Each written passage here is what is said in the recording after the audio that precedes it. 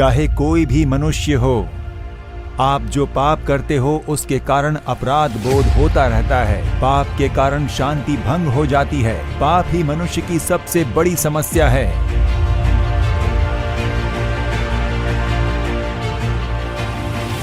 आप अगर अपने पापों को मानकर मन नहीं फिराते हो तो फिर आप कितने भी प्रायश्चित कर लो, कितने भी दान धर्म कर लीजिए, पाप की क्षमा नहीं मिलेगी। वो पाप लगातार आपका पीछा करेगा। बस खेल खेल में शराब पीने लगा था, खेल खेल में इस नशे का सेवन करने लगा था, आज जीवन बर्बाद हो गया है। अब उसे छोड़ नहीं पा रहा हूं। आपकी बीमारियों को चंगा करने के लिए 2000 साल पहले वो क्रूज पर घायल हुए। वो उनका आप पर प्रेम था। आपके परिवार का शाप, पीढ़ी दर पीढ़ी चलते आने वाले शाप को पूरी तरह से बदलकर आपको आशीष से भरने के लिए वो क्रूज पर शाप बने, ऐसा बाइबल कहता है। आपकी बीमारी को चंगा करने के लिए उन्होंने अपने शरीर पर घाव को सहा। क्या अपने जीवन में असफलता का अनुभव करते हुए आप यहां पर आए हो? प्रभु यीशु कहते हैं, आज आपका शोक आनंद में बदल जाएगा।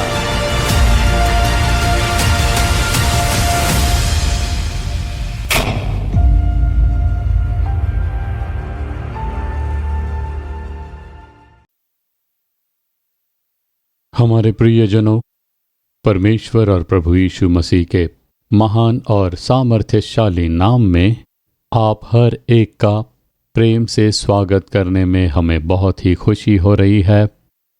और इस अद्भुत पर्व कार्यक्रम में आप हर एक का प्रेम से स्वागत करने में हमें बहुत ही आनंद मिलता है।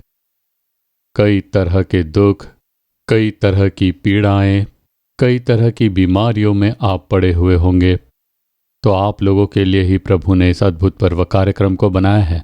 हर एक महीने में होने वाले हमारे इस कार्यक्रम के द्वारा प्रभु हजारों हजार लोगों के लिए चमत्कार कर रहे हैं और उनके दुख को आनंद में बदल रहे हैं। क्या आज आप भी इसी स्थिति में हो तो चिंता न करें। आपके लिए चमत्कार करने के लिए ही प्रभु परमेश्वर ने आज इस कार्यक्रम का आयोजन किया है और आपको इससे जोड़ा है। बस यूं ही आप इस कार्यक्रम से नहीं जुड़े हो, पर प्रभु आपके सामने इस कार्यक्रम को लेकर आए हैं। फिर चाहे परेशानी कुछ भी क्यों न हो, कितना भी बड़ा दुख क्यों न हो, आप सिर्फ प्रभु पर भरोसा कीजिए।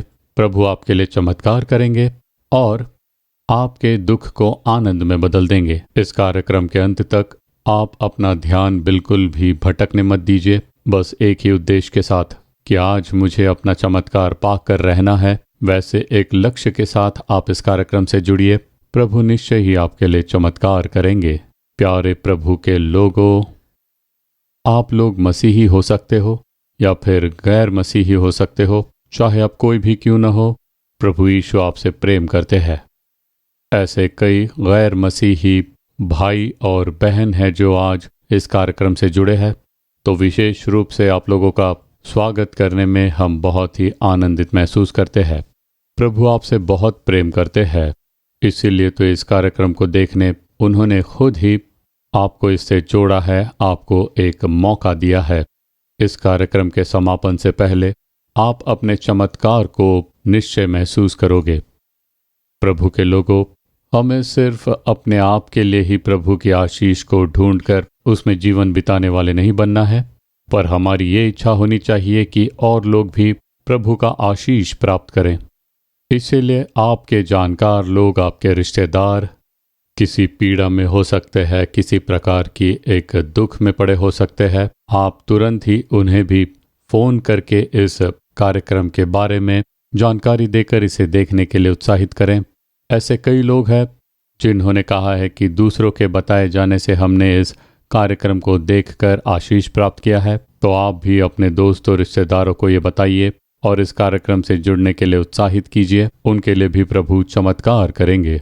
एक परिवार के रूप में इस कार्यक्रम से जुड़कर आप अपने आशीष प्राप्त कर लीजिए। गीत आराधना के समय में मिलकर आराधना के गीत गाकर हम प्रभु की उपस्थिति में आ जाएंगे।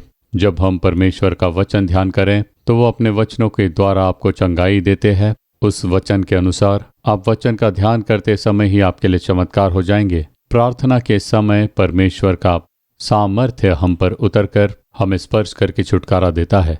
और ऐसा मैं इसीलिए कह रहा हूं क्योंकि हर एक पल महत्वपूर्ण है, और इसीलिए आप उठकर यहाँ वहाँ मत जाइएगा और प्रार्थना के साथ, इच्छा के साथ अपनी बाइबल लेकर अपने परिवार समेत इस कार्यक्रम से जुड़ जाइए।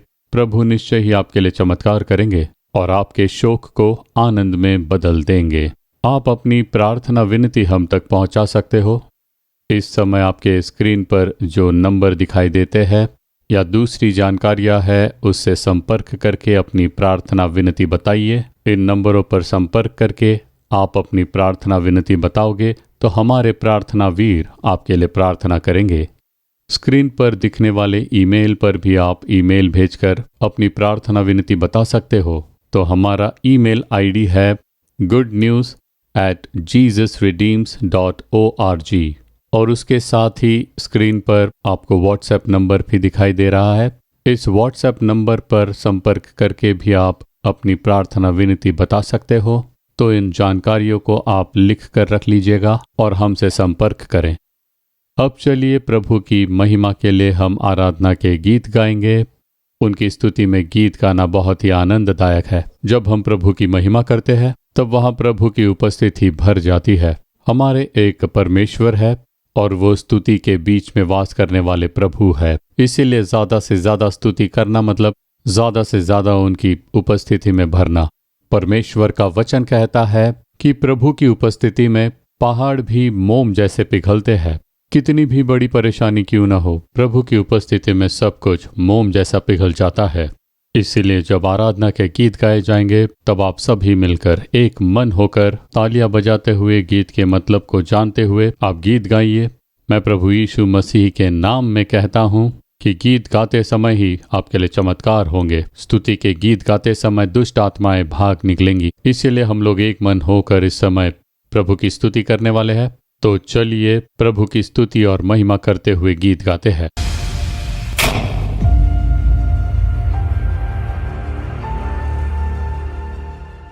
यीशु मसीह नाम से आप सबको मैं स्वागत करता हूं। आज अद्भुत महोत्सव एक कार्यक्रम के लिए यीशु के नाम से मैं स्वागत करता हूं। प्यारे भाई और बहनों, आज एक कार्यक्रम के द्वारा यीशु मसीह आपके घर में आके आपके जीवन में उसका चंगाई का काम करने वाला है। एक गाना ऐसा बोलता है, क्या है बोल के, सेनाओं का यहोवा हमारा संग संग है। आज जो भी मैं अकेला हूँ, मेरे साथ कोई नहीं, ऐसे आप सोच रहे हैं, आज यीशु मसीह एक कार्यक्रम के द्वारा आपके जीवन में घर में आके उसका महिमा का कार्य करने वाला है। इसलिए ये गीत को हम गाने के समय में ताली बजा के यीशु के नाम को हम धन्यवाद देंगे।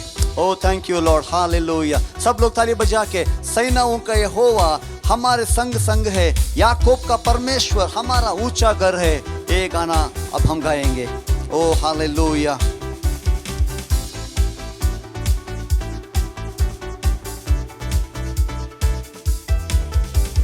सेनाओं का यहोवा हमारे संग संग है, याकूब का परमेश्वर हमारा ऊंचा घर है। सेनाओं का यहोवा हमारे संग संग है, याकूब का परमेश्वर हमारा ऊंचा घर है। जिसने आकाश बनाया, जिसने पृथ्वी बनाया, वो सर्वशक्तिमान प्रभु है। ओ यहोवा हमारे संग संग है।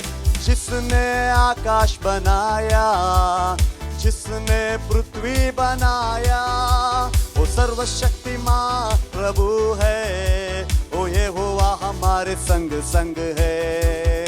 सेनाओं का यहोवा हमारे संग संग है, याकूब का परमेश्वर हमारा ऊंचा घर है। सेनाओं का यहोवा हमारे संग संग है, याकूब का परमेश्वर हमारा ऊंचा घर है।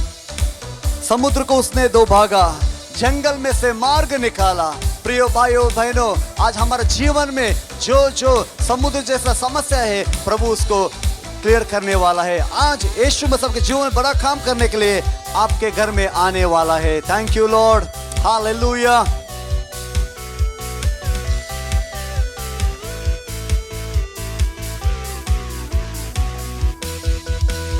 समुद्र को जिसने दो भागा, जंगल में से मार्ग निकाला, जो वादों को करता है पूरा, ओ यहोवा हमारे संग संग है। समुद्र को जिसने डुबागा, जंगल में से मार्ग निकाला, जो वादों को करता है पूरा, ओ यहोवा हमारे संग। सेनाओं का यहोवा हमारे संग संग है, याकूब का परमेश्वर हमारा ऊंचा घर है। सेनाओं का यहोवा हमारे संग संग है, याकूब का परमेश्वर हमारा ऊंचा घर है। ओ यीशु मसीह लाजर को मुर्दे से उठाया। ओ हमारे जीवन में आजकल जो मरा हुआ संगति है, प्रभु उसको जान लेकर आने वाला है। आज एक गाना गाने के समय हम विश्वास करेंगे प्रभु हमारे जीवन में भलाई करेगा, आशीष का काम करेगा। ओ हालेलुया।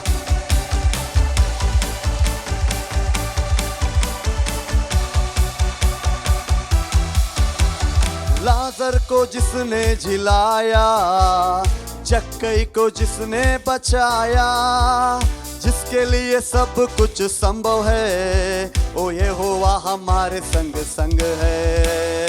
लाजर को जिसने जिलाया, जक्कई को जिसने बचाया, जिसके लिए सब कुछ संभव है, ओ यहोवा हमारे संग संग है।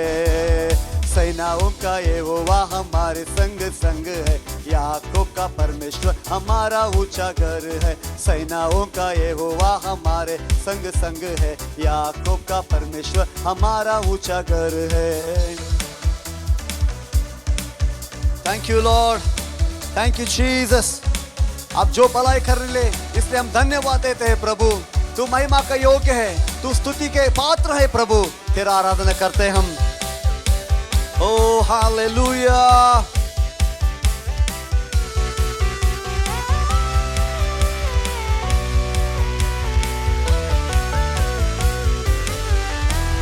समुद्र को जिसने डुबागा, जंगल में से मार्ग निकाला, जो वादों को करता है पूरा, ओ यहोवा हमारे संग संग है। समुद्र को जिसने डुबागा, जंगल में से मार्ग निकाला, जो वादों को करता है पूरा, ओ यहोवा हमारे संग संग है। सेनाओं का यहोवा हमारे संग संग है, याकूब का परमेश्वर हमारा ऊंचा घर है। सेनाओं का यहोवा हमारे संग संग है, याकूब का परमेश्वर हमारा ऊंचा घर है। सेनाओं का यहोवा हमारे संग संग है, याकूब का परमेश्वर हमारा ऊंचा गढ़ है। Hallelujah. We love you Jesus. तेरे जैसा कोई नहीं है, तेरी महिमा हो। No one else like you Jesus. Thank you Lord. तेरा महिमा हो प्रभु, तेरे नाम को हम ऊंचा करते हैं प्रभु। यीशु मसीह तेरा जैसा कोई नहीं। ओ राबा शाका राबा बाबा बाबा। Thank you lord, thank you Lord. तेरा महिमा हो प्रभु। Oh we love you Jesus. ओ तेरी स्तुति और आराधना करता हूँ मैं तुझसे ये प्रार्थना। महिमा से तेरी तू इस जगह को भर, जो भी तू चाहे तू यहाँ पे कर। Hallelujah,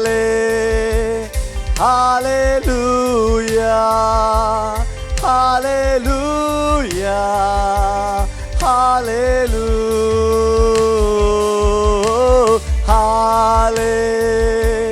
hallelujah, hallelujah.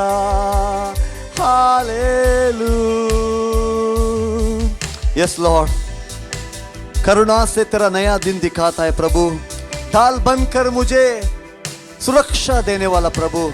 आज यीशु मसीह आपके जीवन में, आपके घरों में आके आपके जीवन को संरक्षण देने वाला है। ओ राबा शका राबा बाबा, thank you lord, we love you, love you, love you Jesus.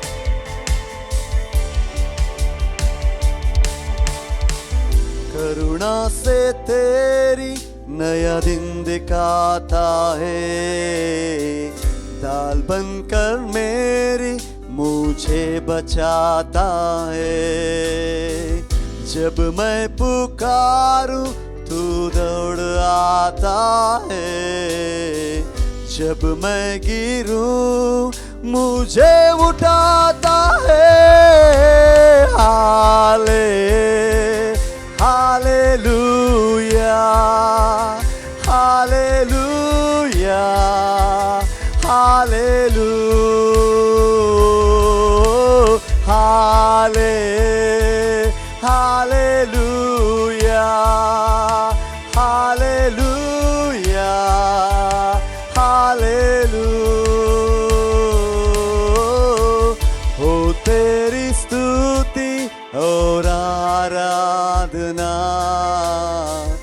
करता हूँ मैं तुमसे ये प्रार्थना। महिमा से तेरी तू इस जगह को भर, जो भी तू चाहे तू यहाँ पे कर। हाले हालेलुया, हालेलुया, हाले, we worship your name Lord। हाले हालेलुया, हालेलुया, हालेलुया। सारे जहां में तेरा जैसा कोई नहीं प्रभु, तू अकेला जिंदा परमेश्वर है। सारा महिमा का योग्य तू है प्रभु, तू चंगा करने वाला है। ओ थैंक यू लॉर्ड।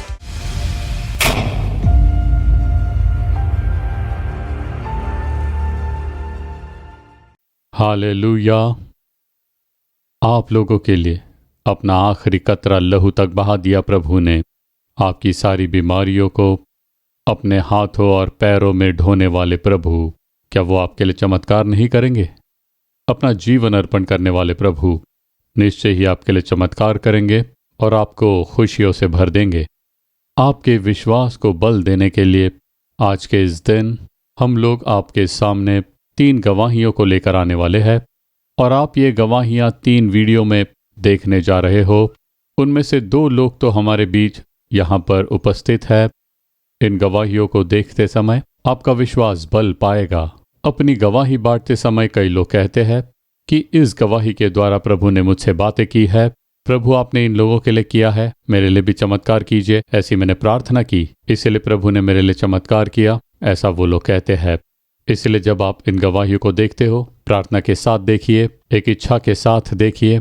जिस प्रभु ने इन्हें बदला है, जिस प्रभु ने इनके लिए चमत्कार किया है, वो आपके लिए भी चमत्कार करेंगे और आपको खुशियों से भर देंगे। सबसे पहले देखिए एक प्यारे भाई साहब मुत्तू पांडी।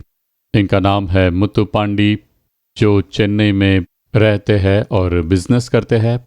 हम इस समय उन्हीं की गवाही को देखने जा रहे हैं। उनकी एक बहुत बड़ी समस्या थी। कई सालों से उनका जीवन कड़वेपन में था, लेकिन जिस समय हमारा कार्यक्रम वो सेल फोन पर देख रहे थे, तब प्रभु ने उन्हें स्पर्श किया और चमत्कार किया। इस समय आप वीडियो में वो गवाही देखिए और इस गवाही के बाद हम उनसे बात भी करेंगे। मेरा नाम है मुत्तू पांडी, मेरा गांव है कोविलपट्टी में कडलयूर और अब मैं चेन्नई के शोलिंगनल्लूर में रहता हूँ। मेरी 3 बेटियां हैं और मेरा वड़ा का दुकान है। साल 2016 में मैं जिम में जाकर वर्कआउट कर रहा था और तब मेरे बाएं पैर में मांसपेशियां फट गई थी। उसके बाद मैंने 1 साल तक उस पर ध्यान नहीं दिया और उन मांसपेशियों में बहुत ही गंभीर सी समस्या उत्पन्न होने लगी थी। और उसके बाद देखिए ऊपर और नीचे के भाग की हड्डियों में भी समस्या होने लगी। बैठने पर बहुत समस्या होती थी। मैं बैठकर अगर उठता तो उसमें से बहुत आवाज़ निकलती। जब एक पत्थर दूसरे पत्थर से टकराता है तो जैसी आवाज़ निकलती है उसी तरह से आवाज़ आती थी यहाँ से। यहाँ मेरे कमर की हड्डी और नीचे यहाँ की हड्डी। जब मैं बैठता था तो दोनों ही हड्डियाँ टकराते थे। और देखिए, मेरे काम में मुझे करीब करीब 1,500 से 2,000 बार उठना बैठना पड़ जाता था। मेरा एक छोटा सा वड़ा का दुकान है और उसे बनाते समय उठना और बैठना ही पड़ता था।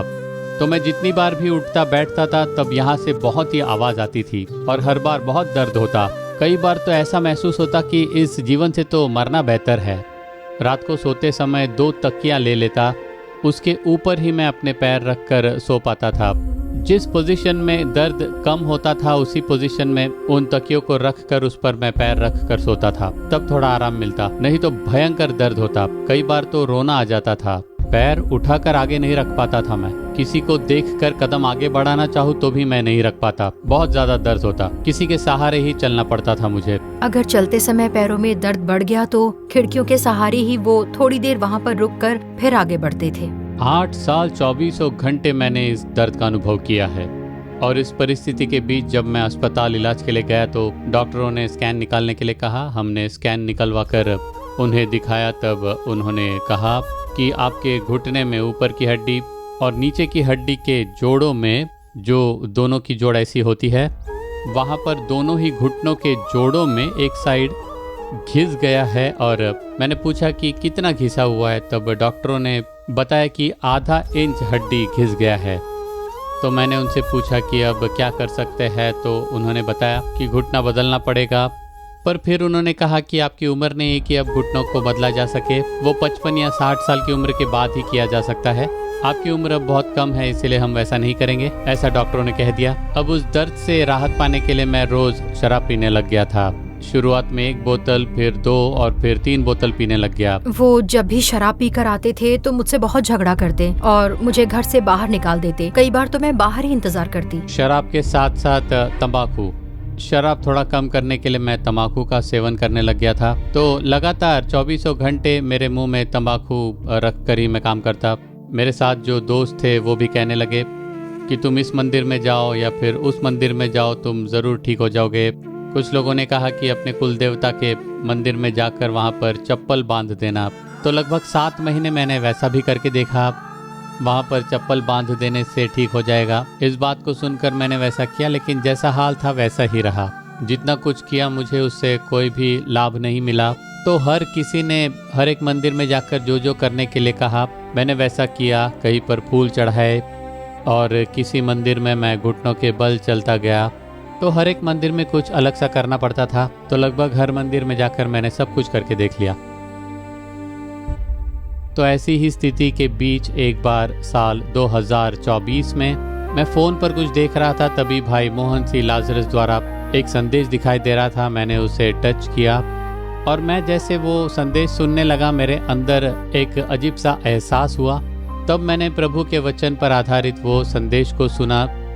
यिर्मयाह अध्याय 30 और वचन 17, मैं तेरा इलाज करके तेरे घावों को चंगा करूंगा। और ये वचन मेरे दिल में घर कर गया। आपके शरीर के जितने अंग प्रभावित हुए हैं वो नए बनने जा रहे हैं। मैं तेरे घाव को चंगा करूंगा। प्रभु कहते हैं, I will restore your health. मैं तेरा इलाज करके तेरे घाव को चंगा करूंगा, ऐसा प्रभु कहते हैं। उस संदेश के बाद भाई मोहन की बेटी ने प्रार्थना की और जब वो प्रार्थना हो रही थी तब पैर की समस्या के लिए प्रार्थना हो रही थी। तब उन्होंने बोझ के साथ विशेष रूप से पैरों के लिए ही प्रार्थना की। अभी यीशु आपके पैरों को स्पर्श कर रहे हैं। आपकी हड्डियों की समस्या दूर हो रही है। कहिए, यीशु मुझे स्पर्श करे। घुटनों में जो समस्या दिख रही है, क्या डॉक्टर ने कहा है कि ऑपरेशन करना होगा? नहीं, इस समय यीशु आपको स्पर्श कर रहे हैं। यीशु के नाम में चंगाई। तब मैं भी घुटनों पर आकर प्रार्थना करने लग गया था। वहाँ पर भी प्रार्थना हो रही थी और उनके साथ मिलकर मैं भी प्रार्थना में लग गया। फिर प्रार्थना खत्म हुई। उसके अगले दिन तो कुछ नहीं हुआ। करीब 6 दिन तो कोई बदलाव नहीं रहा। पर 7वें दिन रात को, जो उससे पहले 7 दिन वो वचन मुझसे बात कर रहा था, यिर्मयाह 30 का 17, लगातार वो वचन मेरे हृदय में काम कर रहा था, मुझसे बात कर रहा था। मैं 7 दिन प्रार्थना कर रहा था। 6 दिन खत्म होने के बाद 7वें दिन रात को करीब 2:50 में मैं प्रार्थना कर रहा था। घुटनों पर मैं प्रार्थना कर रहा था। करीब 5 मिनट हुए होंगे प्रार्थना शुरू होकर, तब एक हाथ ने आकर मेरे पैर को स्पर्श किया। मुझे उसका साफ साफ एहसास हो रहा था। उस हाथ के स्पर्श होते ही अंदर के नसों में हलचल सा होने लग गया और उसका प्रभाव सीधे मेरे घुटनों के भाग तक होने लग गया। और उस स्पर्श के तुरंत बाद ही मेरे पूरे पैरों में जैसा एक सुरक्षा कवच बन गया और मुझे उसका एहसास भी हुआ। मैं तुरंत वहां से उठा, बिना किसी आधार के मैं उठ खड़ा हुआ। उसके बाद फिर कोई आवाज नहीं आई जो पहले आती थी। मैं चलने लग गया, बाहर गया, रोड तक चलता गया। करीब 2 किलोमीटर चला पर कोई भी आवाज नहीं आई। मुझे परमेश्वर ने परिपूर्ण चंगाई दे दी थी। हर ओर मैंने अपने पैरों को मोड़ कर देख लिया। पहले तो पैर उठाना मुश्किल था, पर तब मैंने अपने पैरों को यहाँ मोड़ा, फिर मैंने वहां मोड़ा। कोई दर्द नहीं रहा, रबर की तरह घूम रहा था। अब देखिए 1 साल हो गए हैं, 1 साल से बढ़कर हो गए हैं। मेरे पैरों में कोई भी समस्या नहीं है। मैं आसानी से सीढ़ियाँ भी चढ़ पाता हूँ। पहले सीढ़ियाँ चढ़ते समय आवाज आती थी, लेकिन अब वो आवाज बिल्कुल भी नहीं है। अब मैं स्वस्थ हूँ। अब न मैं शराब पीता हूँ, न तंबाकू का सेवन करता हूँ। अब परमेश्वर की उपस्थिति में 3 घंटे सीधे घुटने टेक कर प्रार्थना करता हूँ। प्रातः काल 2:50 में प्रभु मुझे जगाते हैं। मुझे फोन पर अलार्म रखने की भी जरूरत नहीं पड़ती। 2:50 में प्रभु जगाते हैं। मैं घुटने टेक कर उनकी उपस्थिति में प्रार्थना करता हूँ। पहले बाइबल पढ़कर फिर प्रार्थना करने में लगभग 6 साढ़े 6 बज जाते हैं। करीब 3 से साढ़े 3 घंटे उनकी उपस्थिति में बैठकर प्रभु के वचन का ध्यान करता हूँ और तभी मन में एक शांति भरती है। पहले तो वो बहुत गुस्सा करते थे, बहुत चिड़चिड़ापन रहता था। इन्हें गुस्सा आ जाता तो कोई भी सामने टिक नहीं पाता था। गुस्से में उनके हाथ में जो भी आता था उठाकर फेंक देते थे। कई बार तो उसके कारण मेरे चेहरे पर भी चोट लग जाती थी, पर अब वो बिल्कुल गुस्सा नहीं करते। मेरे जीवन में इतना बड़ा चमत्कार करने वाले प्रभु यीशु को कोटि कोटि धन्यवाद।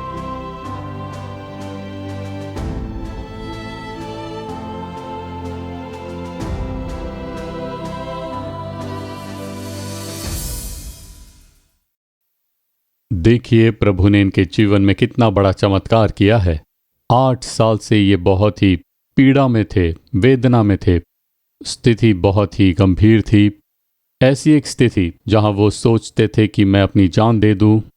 प्रभु ने अद्भुत रीति से उन्हें चंगाई दी और एक गवाही बना दिया। तो आज अपनी गवाही को सुनाने के लिए वो हमारे बीच यहाँ पर चेन्नई से आए हुए हैं। भाई आपका स्वागत है, बहुत खुशी हुई। तो आप चेन्नई में क्या करते हो भाई? मेरा वड़ा का दुकान है। अच्छा ठीक है। आपके किस पैर में समस्या थी? बाएं पैर में। बाएं पैर में? हाँ। तो क्या होता था?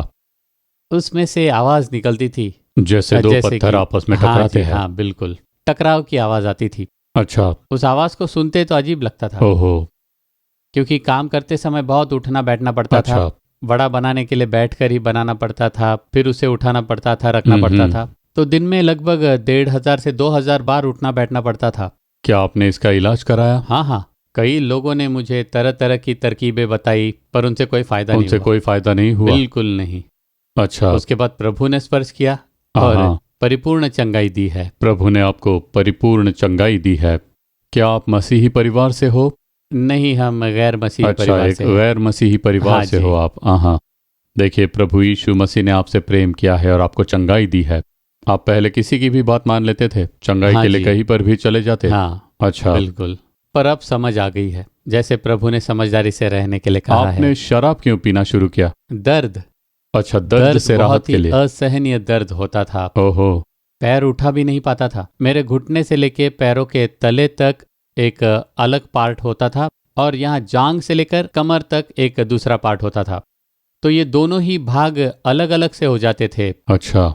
और उसकी वजह से बैलेंस नहीं मिल पाता था। उतना दर्द होता था और डॉक्टर ने कहा कि आधे इंच मेरी हड्डी घिस गई थी। 2018 में आधा इंच घिस गया था। आधा इंच घिस गया था? हाँ, लेकिन ये तो 6 साल के पहले की बात है।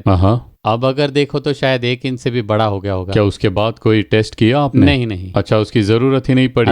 परिपूर्ण चंगाई, परिपूर्ण छुटकारा। आज तो इस पैर से ज्यादा ये पैर स्वस्थ है। जब आपने चंगाई पाई तब आपको कैसा महसूस हुआ? मुझे परमेश्वर के हाथों का स्पर्श का एहसास हुआ। स्पर्श का एहसास बिल्कुल हुआ। उनके हाथ को मैंने महसूस किया। 2:58 हो चुके थे जब मैंने प्रार्थना शुरू की और करीब 3:30 बजे परमेश्वर ने मुझे स्पर्श किया। महसूस हुआ? बिल्कुल। मेरी आंखें बंद थी। आधे घंटे मैं प्रार्थना कर रहा था। कुल मिलाकर 3 घंटे प्रार्थना करता था, लेकिन आधे घंटे में ही प्रभु ने स्पर्श किया। उसी दिन रात को 3 घंटे प्रार्थना करने के लिए, घुटने टेक कर प्रार्थना करने के लिए प्रभु ने बल दिया। मुझे रोज प्रार्थना करनी है, प्रभु मेरे घुटनों को बल दीजिए, ऐसे मैंने रोज 3 घंटे घुटनों पर प्रार्थना करते हो? हाँ, मैं घुटनों पर प्रार्थना करता था। कितना बड़ा चमत्कार किया प्रभु ने। बहन आप कैसी है, खुश हैं आप? हाँ, अब बहुत खुश हैं हम लोग। हाँ, शराब पीकर आकर ये घर से निकाल देते? हाँ, मैंने तो बहुत संघर्ष किया है, पर अब वैसी कोई भी समस्या नहीं है। पहले तो स्थिति बहुत बुरी थी, अच्छा, पर आज उसके कोई भी संकेत नहीं है। प्रभु ने सब कुछ बदल दिया है, पूर्ण रूप से बदल दिया प्रभु ने। आपको खुशियाँ दी है प्रभु ने। शराब के नशे से छुटकारा, तंबाकू से छुटकारा, सिर्फ चंगाई ही नहीं पर पूर्ण रूप से बदल दिया आपको। हाँ बिल्कुल, एक नया व्यक्ति बना दिया। प्रभु ने नई सृष्टि बना दी। बहुत खुशी हुई भाई आप यहाँ आए, प्रभु आपको आशीष दे। देखिए कितना बड़ा चमत्कार। प्रभु ने सिर्फ इनकी बीमारी को चंगा नहीं किया पर पूर्ण जीवन बदल दिया। अपने दर्द से राहत पाने के लिए उन्होंने शराब पीना शुरू किया, पर देखिए उसकी वजह से पूरा परिवार प्रभावित हुआ। अपनी पत्नी को वो घर से निकाल देते थे और फिर तंबाकू का सेवन, गलत दोस्तों के साथ दोस्ती, वो जो कुछ भी कहते ये सुनते, वहाँ जाओ यहाँ जाकर देखो। तो इन्होंने उनकी सारी बातें मान ली, पर प्रभु ने कृपा के साथ दया की और इनके साथ अद्भुत रीति से मुलाकात की और आज चंगाई देकर उन्हें बहुत ही खुश रखा है। जैसे भाई ने कहा था कि एक हाथ ने आकर मुझे स्पर्श करते हुए मैंने महसूस किया, तो आज भी ऐसे कई लोग हैं जो चमत्कार पाते हैं। वो कहते हैं कि मैंने एक हाथ के स्पर्श को महसूस किया। कई लोगों ने ऐसा कहा है। जब उनके घायल हाथ आपको स्पर्श करते हैं तो कैसी भी बीमारी क्यों न हो वो स्वस्थ होगा और आप अपना चमत्कार प्राप्त करोगे। हम और एक गवाही को वीडियो में देखने जा रहे हैं। इन भाई का भी जन्म एक गैर मसीही परिवार में हुआ था और इस भाई साहब का नाम है कदिरवन। तो इस भाई की गवाही है, मयिलाडुतुरई से आए हुए भाई। जब इन्होंने नाके की प्रार्थना में भाग लिया तब इनके साथ एक चमत्कार हुआ और आज वो भी हमारे बीच में यहाँ पर उपस्थित है। पहले हम वीडियो में उनकी गवाही को देखेंगे और फिर वो हमारे बीच यहाँ आएंगे। मैं हूँ कदिरवन, जिला मयिलाडुतुरई और सिंगुड़ी गांव में रहता हूँ। मेरे 4 बच्चे हैं, 3 बेटियां हैं और एक बेटा। मैं दिहाड़ी मजदूर हूँ। मैं एक गैर मसीही परिवार से हूँ और करीब 27 साल से शराब के नशे का आदी था। दिन में कम से कम 2 बोतल पी जाता। गांधी जयंती के दिन शराब नहीं मिलता था, लेकिन 100-200 ज्यादा देकर ब्लैक में खरीद कर पी लेता था। शराब पीकर ही मैं घर आता था, नहीं तो मैं पागलों जैसा बर्ताव करने लग जाता था, जैसे कि मेरा मानसिक संतुलन बिगड़ गया हो। बिन पिए मैं एक दिन भी रह नहीं पाता था। मेरे सिर पर चोट लगी है, हाथ टूट गया था। हाथ में जो भी हथियार मिलता था तो उसे सीधे मेरे ऊपर फेंक दिया करते थे। अगर शराब पीने के लिए पैसा नहीं मिलता तो घर में से टीवी या फावड़ा या कोयता बेचकर मैं पैसे उठाता।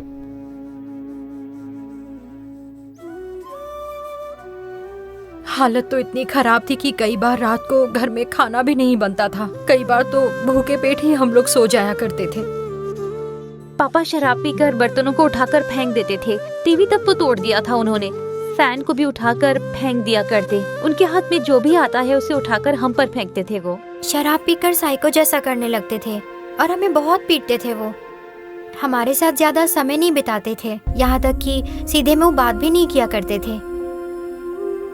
इससे हमें बहुत ही बुरा लगता था। तनख्वाह में से आधे से ज्यादा पैसे शराब में ही उड़ जाते। फिर 5 सुपारी भी खाता। 27 सालों से उसका भी आदी था मैं। अगर मैं 5 सुपारी का सेवन नहीं करता तो दिमाग काम नहीं करता।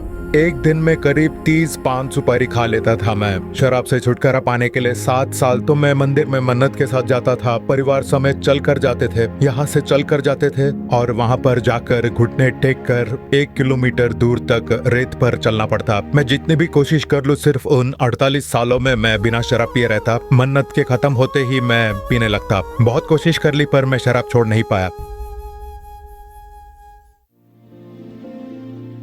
तो ऐसी स्थिति के बीच साल 2023 में आलूमावड़ी में जो नाके की प्रार्थना हुई थी उसमें मैंने भाग लिया। मेरे एक पहचान के दोस्त है जिनके साथ मैं वहां पर गया था और वहां आते समय भी 4 बोतल शराब में अपने साथ ले गया था और ट्रेन में कुछ लोगों के साथ मैं झगड़ा कर रहा था। जब मैं नाके की प्रार्थना में गया तो भाई मोहन सी लाजरस शराबियों के लिए प्रार्थना कर रहे थे। बड़े ही बोझ के साथ प्रार्थना कर रहे थे।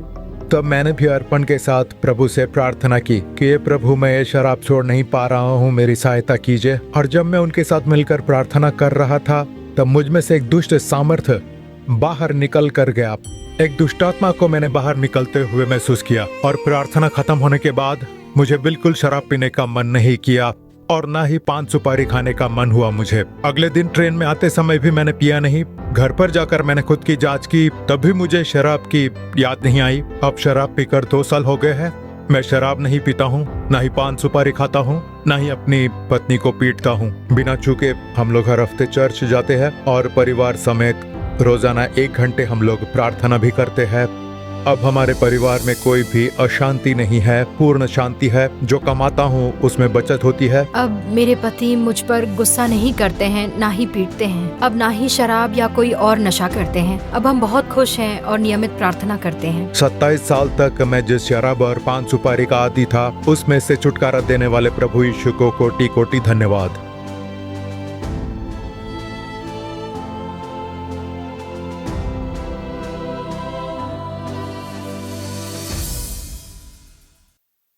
कितनी बड़ी खुशी है। देखिए, प्रभु यीशु मसीह किसी भी इंसान को चंगाई देने में सामर्थ्यशाली प्रभु है।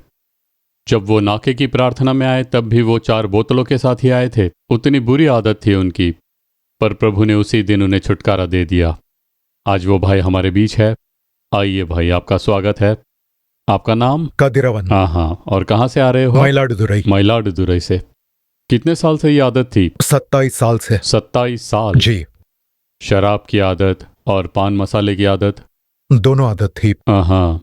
क्या उसे छोड़ने की कोशिश की? कोशिश तो की मैंने, छोड़ नहीं पाए। मेरे एक दोस्त यहाँ नाके की प्रार्थना में मुझे लेकर आए थे। अच्छा। भले ही मुझे यहाँ आने का मन बिल्कुल नहीं था। अच्छा। यहाँ आते समय भी शराब कम पड़ रही थी, इसीलिए 2 बोतल एक्स्ट्रा ले ली। और ट्रेन में मुझे बैठने के लिए जगह न देने के कारण मैं झगड़ा करके यहाँ आया। आपने किसी के साथ? हाँ। पर यहाँ आते ही आपने प्रभु की ओर पुकार लगाई। भाई ने शराबियों के लिए बड़े बोझ के साथ प्रार्थना की, तब मैंने भी अर्पण के साथ प्रार्थना की। तब मेरे अंदर से एक सामर्थ्य, दुष्ट सामर्थ्य बाहर निकल कर गया। दिन आपको छुटकारा मिला? हाँ, तभी मिल गया। फिर उसके बाद आपने शराब को छुआ भी नहीं? उसके बाद अब देखिए 2 साल हो चुके हैं। 2 साल हो चुके हैं। हाँ, उसके बाद शराब नहीं पी। बढ़िया। तो अब आप खुश हो? बहुत खुश है। बहन जी को दीजिए। बहन, आपको ही बहुत तकलीफ हुई थी ना? हाँ, कई सालों तक इन्होंने आपको। ये शराब में ही डूबे रहते थे, पर अब शराब नहीं पीते हैं। अब 2 साल से ये शराब नहीं पीते। हाँ, बहुत पीटते थे, बहुत ही पीड़ा देते थे। आपको सिर और हाथ में भी चोट लग गई थी ना? बहुत मारते थे। इतनी पीड़ा? 27 साल से ये शराब पीते थे, पर अब 2 साल से नहीं पी रहे हैं। देखिए, बच्चों ने भी बहुत पीड़ा उठाई थी और आज प्रभु ने स्थिति बदल दी है। आज परिवार समेत बहुत खुश हैं। बहुत ही खुश हैं। पारिवारिक प्रार्थना भी करते हो? आमीन। प्रभु ने हमें खुशियां दी हैं। वही तो है यीशु मसीह। चर्च जाते हो आप लोग? हाँ, जाते हैं। तो नियमित बाइबल पढ़कर प्रार्थना करें। निश्चय प्रभु इससे भी महान कार्य करेंगे। God bless you. छुटकारा देने वाले प्रभु को कोटि कोटि धन्यवाद। God bless you. देखिए, प्रभु ने कितना बड़ा चमत्कार किया है। वो भाई साहब बहुत गालियां देते, शराब और नशीली चीजों का सेवन करते, अपने छोटे बच्चों को भी पीटते थे, 4 बोतलों के साथ घर आते थे। इतनी बुरी आदत लग गई थी, पर बस एक ही पल में प्रभु यीशु ने छुटकारा दिया और आज एक नया व्यक्ति बनाकर हमारे बीच में खड़ा किया है। आज कई सारे लोगों की यही समस्या है। वो छोड़ना तो चाहते हैं पर नहीं होता। वो भी यही कह रहे हैं कि मुझसे नहीं हुआ। और क्या कारण था? हर एक पाप की आदत के पीछे देखिए एक दुष्ट आत्मा कार्य करती है। शराब के नशे की आत्मा, नशा करने के लिए उत्साहित करने वाली आत्मा। इसीलिए आप अपने आप को बिल्कुल मत कोसिए, पर उस दुष्टात्मा को बांधिए। आप बस ये कहिए कि प्रभु, इस दुष्टात्मा से मुझे छुटकारा दीजिए। जब आप यीशु का नाम लेते हो और वो दुष्टात्मा बाहर निकलती है, तो वो कितना भी बुरा पाप क्यों न हो, आपको छुटकारा मिलेगा। मेरी प्यारी बहनों, अगर आप भी अपने पति को सोचकर इसी तरह वेदना में हो, तो देखिए उनकी कमियां मत निकालते रहिए, पर उनके पीछे जो नशा करने के लिए उत्साहित करने वाली दुष्टात्मा है, उन्हें बांधिए। जब यीशु के नाम में उस दुष्टात्मा को आप बांधोगे तो एक चमत्कारिक छुटकारा मिलेगा। अब अंत में एक और गवाही को हम वीडियो में देखने वाले हैं। एक बहन जी की गवाही है और उनका नाम है तमिलरसी। ये चेन्नई में रहती हैं। हमारे अद्भुत पर्व कार्यक्रम को देखते समय उनके जीवन में भी एक चमत्कार हुआ है। अब उसे ही हम वीडियो में देखने जा रहे हैं। उनके लिए चमत्कार करने वाले प्रभु आपके लिए भी चमत्कार करेंगे। मेरा नाम तमिल अरसी है और मैं चेन्नई में रहती हूँ। मेरे पति का नाम है बाला सुब्रमण्यम। वो आरओ सर्विसिंग का काम करते हैं। शादी के बाद 6 साल तक हमारी संतान नहीं थी, जिसकी वजह से मैं बहुत ही दुखी थी। जहाँ भी जाती तो लोग मुझसे यही पूछते कि क्या तुम्हारा बच्चा नहीं हुआ अभी तक। रिश्तेदारों के घर भी जाते तो वहाँ पर भी यही सवाल किया करते थे और इसके चलते मुझे बहुत ही दुख होता और गुस्सा आता था मुझे। घर पर मैं बहुत ही झगड़ा किया करती थी, वजह नहीं जानती थी पर बहुत झगड़ती थी। छोटे छोटे बच्चों को देखकर मुझे बहुत मन होता था कि उनको उठाकर उन्हें चूमूं और थोड़ी देर अपने पास रखूं, पर उन बच्चों के माता पिता उन्हें मुझसे दूर कर देते थे क्योंकि मेरी संतान नहीं थी, ये वो बोलकर सुनाते थे। यहाँ तक कि मेरे सामने भी बोलते और मेरे पीठ पीछे भी बोलते थे। इसलिए मैं खुद बच्चों से दूर रहती थी। जैसे किसी बीमारों को दूर रखते थे उसी तरह मुझे दूर रखते थे। इसकी संतान नहीं है ऐसा कहकर मुझे दूर रखते थे। हम इलाज के लिए अस्पताल गए हुए थे और सारे परीक्षण करने के बाद HST टेस्ट में पता चला कि आपका सिर्फ 50% यूट्रस है और अगर ऑपरेशन करें तो भी उसे 75% तक ही बढ़ा सकते हैं और ऊपर से उसमें भी बच्चा ठहरने की संभावना बहुत ही कम है। इस गर्भ में बच्चे का ठहरना बहुत ही मुश्किल है, उसमें इतनी शक्ति नहीं होती। ये बहुत ही दुखद था। तब तक तो मुझे पता नहीं था कि मेरे यूट्रस के वजह से ही ऐसी समस्या आ रही है और बच्चा नहीं हो रहा। पर उसके बाद हम लोगों ने ईस्टोलैप्रोस्कोपी ऑपरेशन करवाया और उस ऑपरेशन के बाद भी डॉक्टर ने यही कहा कि प्राकृतिक रूप से तो बच्चा होने की संभावना बहुत ही कम है, तो आप IUI या फिर IVF ट्राई कीजिएगा। उन्होंने इसे लेकर बहुत समझाया और हमने भी यही फैसला किया कि IUI या फिर IVF को एक बार आजमा कर देख लेते हैं। तब मेरे पति ने कहा कि अब तक तो हमने 2-3 लाख रुपए खर्च कर दिए हैं, इससे ज़्यादा तो हम लोग पैसे खर्च नहीं कर पाएंगे, इसीलिए कोई ट्रीटमेंट नहीं करेंगे। ऐसा कहकर वो अस्पताल से मुझे घर लेकर आ गए। और ऐसी ही स्थिति में जनवरी के महीने में 2022 में मैं और मेरे पति दोनों मिलकर मोबाइल पर अद्भुत पर्व कार्यक्रम देख रहे थे। तभी भाई मोहन सी लाजरस ने कहा कि प्राकृतिक रूप से भी ऊपर एक सामर्थ्य उतर रहा है। भले ही डॉक्टर ये कह दें कि आपका तो गर्भ ही नहीं है, पर परमेश्वर आपको दे सकते हैं। चमत्कार पाने के लिए सिर्फ यही करना है कि अपनी पुरानी मान्यताओं से आप मन फिरा लीजिए, कुंडलियों पर विश्वास मत कीजिए। ऐसे किसी कार्य से जुड़े हो तो अभी उसे फेंक दीजिए। तब मेरे पति ने मुझे बताए बगैर ही उन कुंडलियों को फाड़ दिया था और अद्भुत पर्व कार्यक्रम के दौरान ही हम दोनों घुटने टेक कर प्रार्थना करते थे। तब भाई मोहन ने भी हमारे लिए बहुत ही बोझ के साथ प्रार्थना की। पति और पत्नी दोनों एक मन के साथ हाथ थाम लीजिए, कहिए प्रभु हमें संतान की आशीष दीजिए, निंदा बदल दीजिए। उस दिन प्रार्थना के बाद 1 महीने के अंदर एक बहुत बड़ा चमत्कार हुआ। मैं कंसीव हो गई थी। मैं अस्पताल गई चेक करवाने, तब वहाँ पर भी यही कहा गया, पर मैं उस पर भरोसा नहीं कर पा रही थी क्योंकि ये निश्चय एक बहुत बड़ा चमत्कार था। पहले जिस डॉक्टर ने इलाज किया था उन्होंने ही मुझे ये खबर दी। भाई मोहन ने कहा कि विश्वास करो कि नियोजित समय में परमेश्वर संतान देंगे। मैंने विश्वास के साथ प्रार्थना की और देखिए बहुत बड़ा चमत्कार साल 2022 में मेरे साथ हुआ। उसी साल प्रभु ने एक बहुत प्यारी सी बच्ची देकर हमें आशीष दिया। मुझे यकीन नहीं हो रहा था कि प्रभु ने मुझे माँ बनने का इतना बड़ा सौभाग्य प्रदान किया है और उस खुशी को बयां करने के लिए मेरे पास शब्द ही नहीं है। और मैं अपनी बेटी के लिए लगातार हर एक पल प्रभु को धन्यवाद देती हूँ और मैं बड़ी खुशी से आज हर एक को कह सकती हूँ कि मेरी बच्ची है, ये मेरी बच्ची है और मैं बहुत खुश हूँ।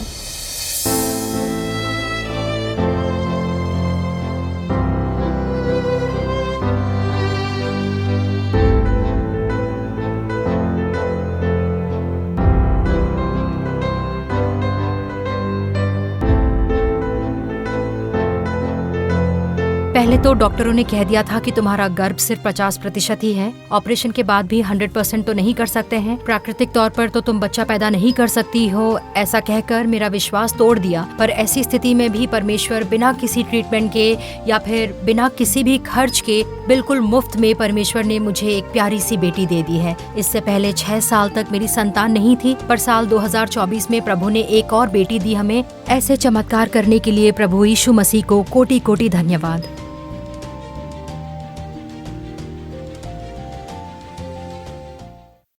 देखिए कितनी खुशी की बात है। हमारे परमेश्वर सामर्थ्यशाली है, ऐसा कोई कार्य नहीं जो उनसे संभव नहीं। डॉक्टरों ने कहा कि यह संभव नहीं है, पर यीशु ने कहा यह संभव है। और आज हमारे बीच इन्हें गवाही बनाया है। जिस प्रभु ने इनके लिए चमत्कार किया वो आपके लिए भी करेंगे। प्रभु यीशु मसीह के नाम में आप सभी को मेरा प्रेम भरा अभिवादन। यह अद्भुत पर्व कार्यक्रम है। प्रभु यीशु आपके लिए चमत्कार करने वाले हैं। आज आपने 3 बढ़िया गवाहियों को सुना है। पाप के दासत्व से छुटकारा। देखिए, पाप एक परिवार की शांति को चुरा लेता है, पर पाप से छुटकारा मिलने के बाद उनकी पत्नी, बच्चे बहुत ही खुश दिखाई दे रहे हैं। वो प्रभु यीशु की ओर से आशीष है। बीमारी हमारा सुख, चैन और शांति को चुरा लेती है। 8 साल हड्डियों की समस्या के कारण दर्द में रहने वाले भाई को प्रभु ने चमत्कारिक चंगाई देकर आज कितनी खुशियों से भरा है। प्रभु ने संतान के न होने से भी बहुत दुख होता है और उसकी वजह से कितने सारे लोगों की बातें, रिश्तेदारों की बातें सुननी पड़ती है। डॉक्टरों ने कह दिया कि 50% गर्भ तो बुरी तरह प्रभावित हुआ है, बच्चा होने के आसार ही नहीं।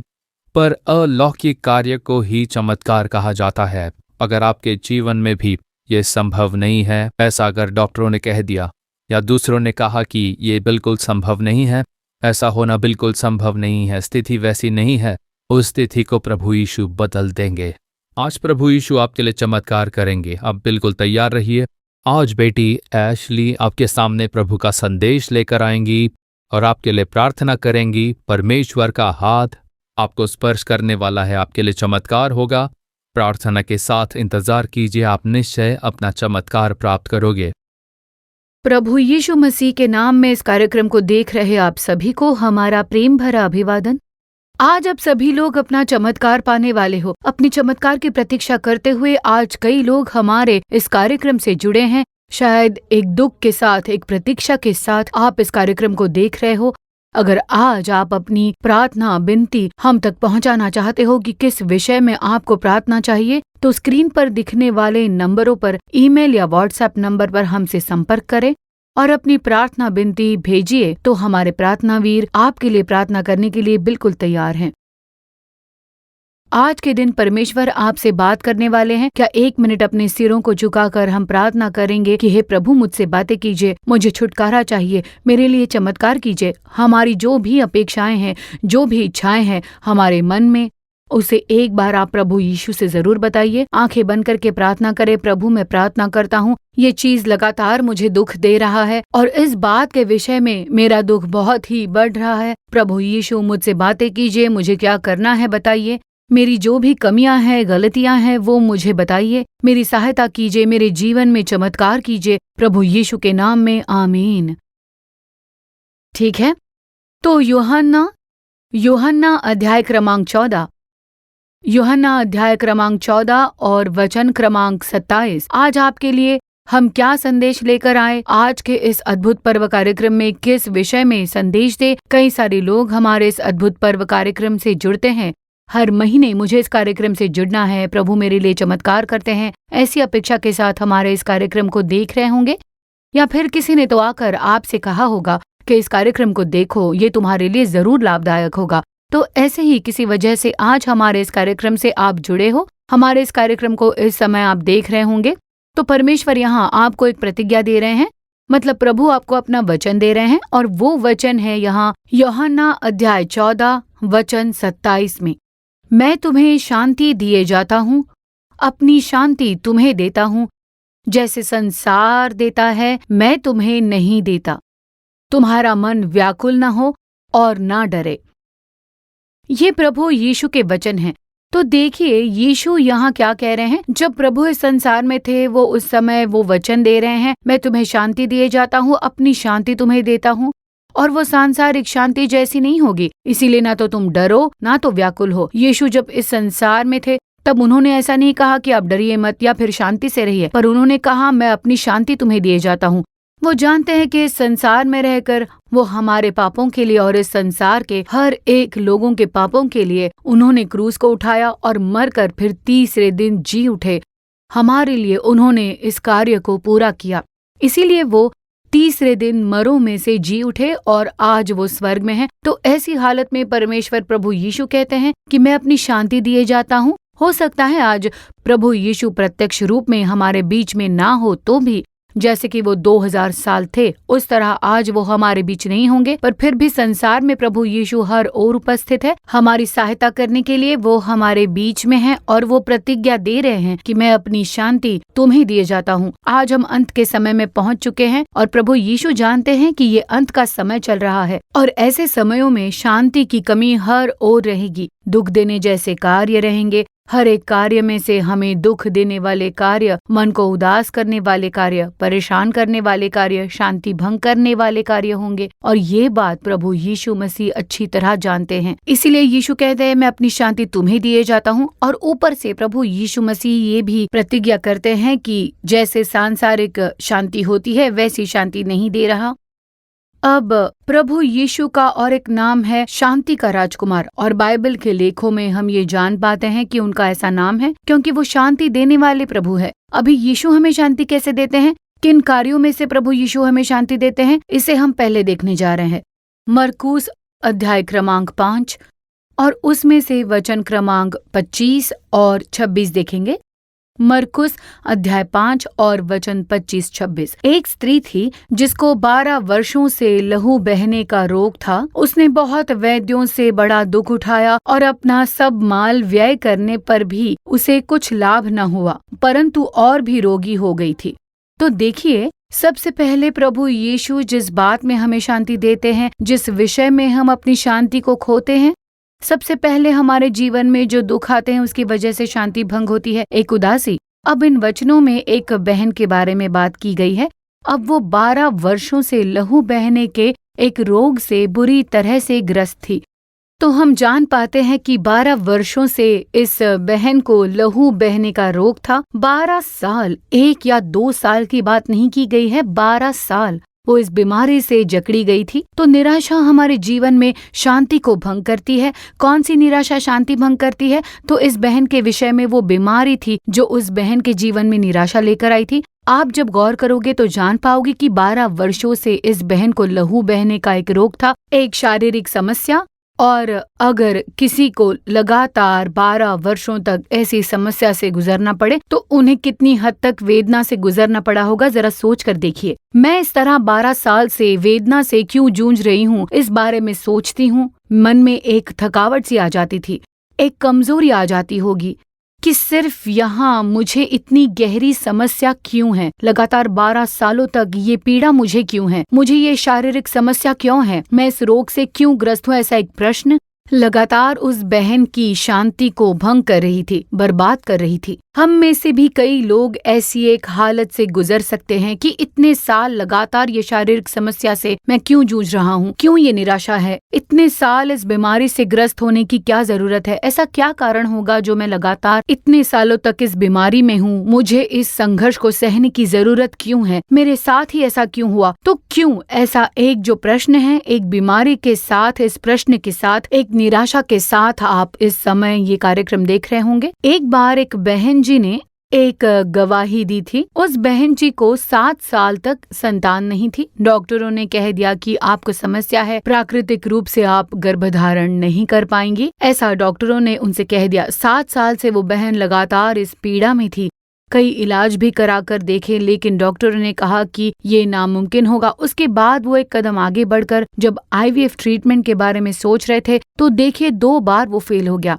अब वो बहन बहुत ही निराशा में थी। उनकी समझ में नहीं आ रहा था कि वो क्या करे।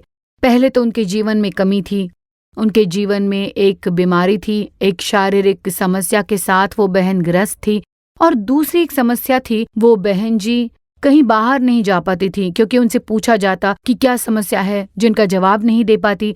अब उन्होंने एक और रास्ता अपनाया, एक दूसरी तरकीब जिसके द्वारा बच्चा हो सकता था, पर उस मामले में भी उन्हें बिल्कुल सफलता नहीं मिली, उन्हें बच्चा नहीं हुआ।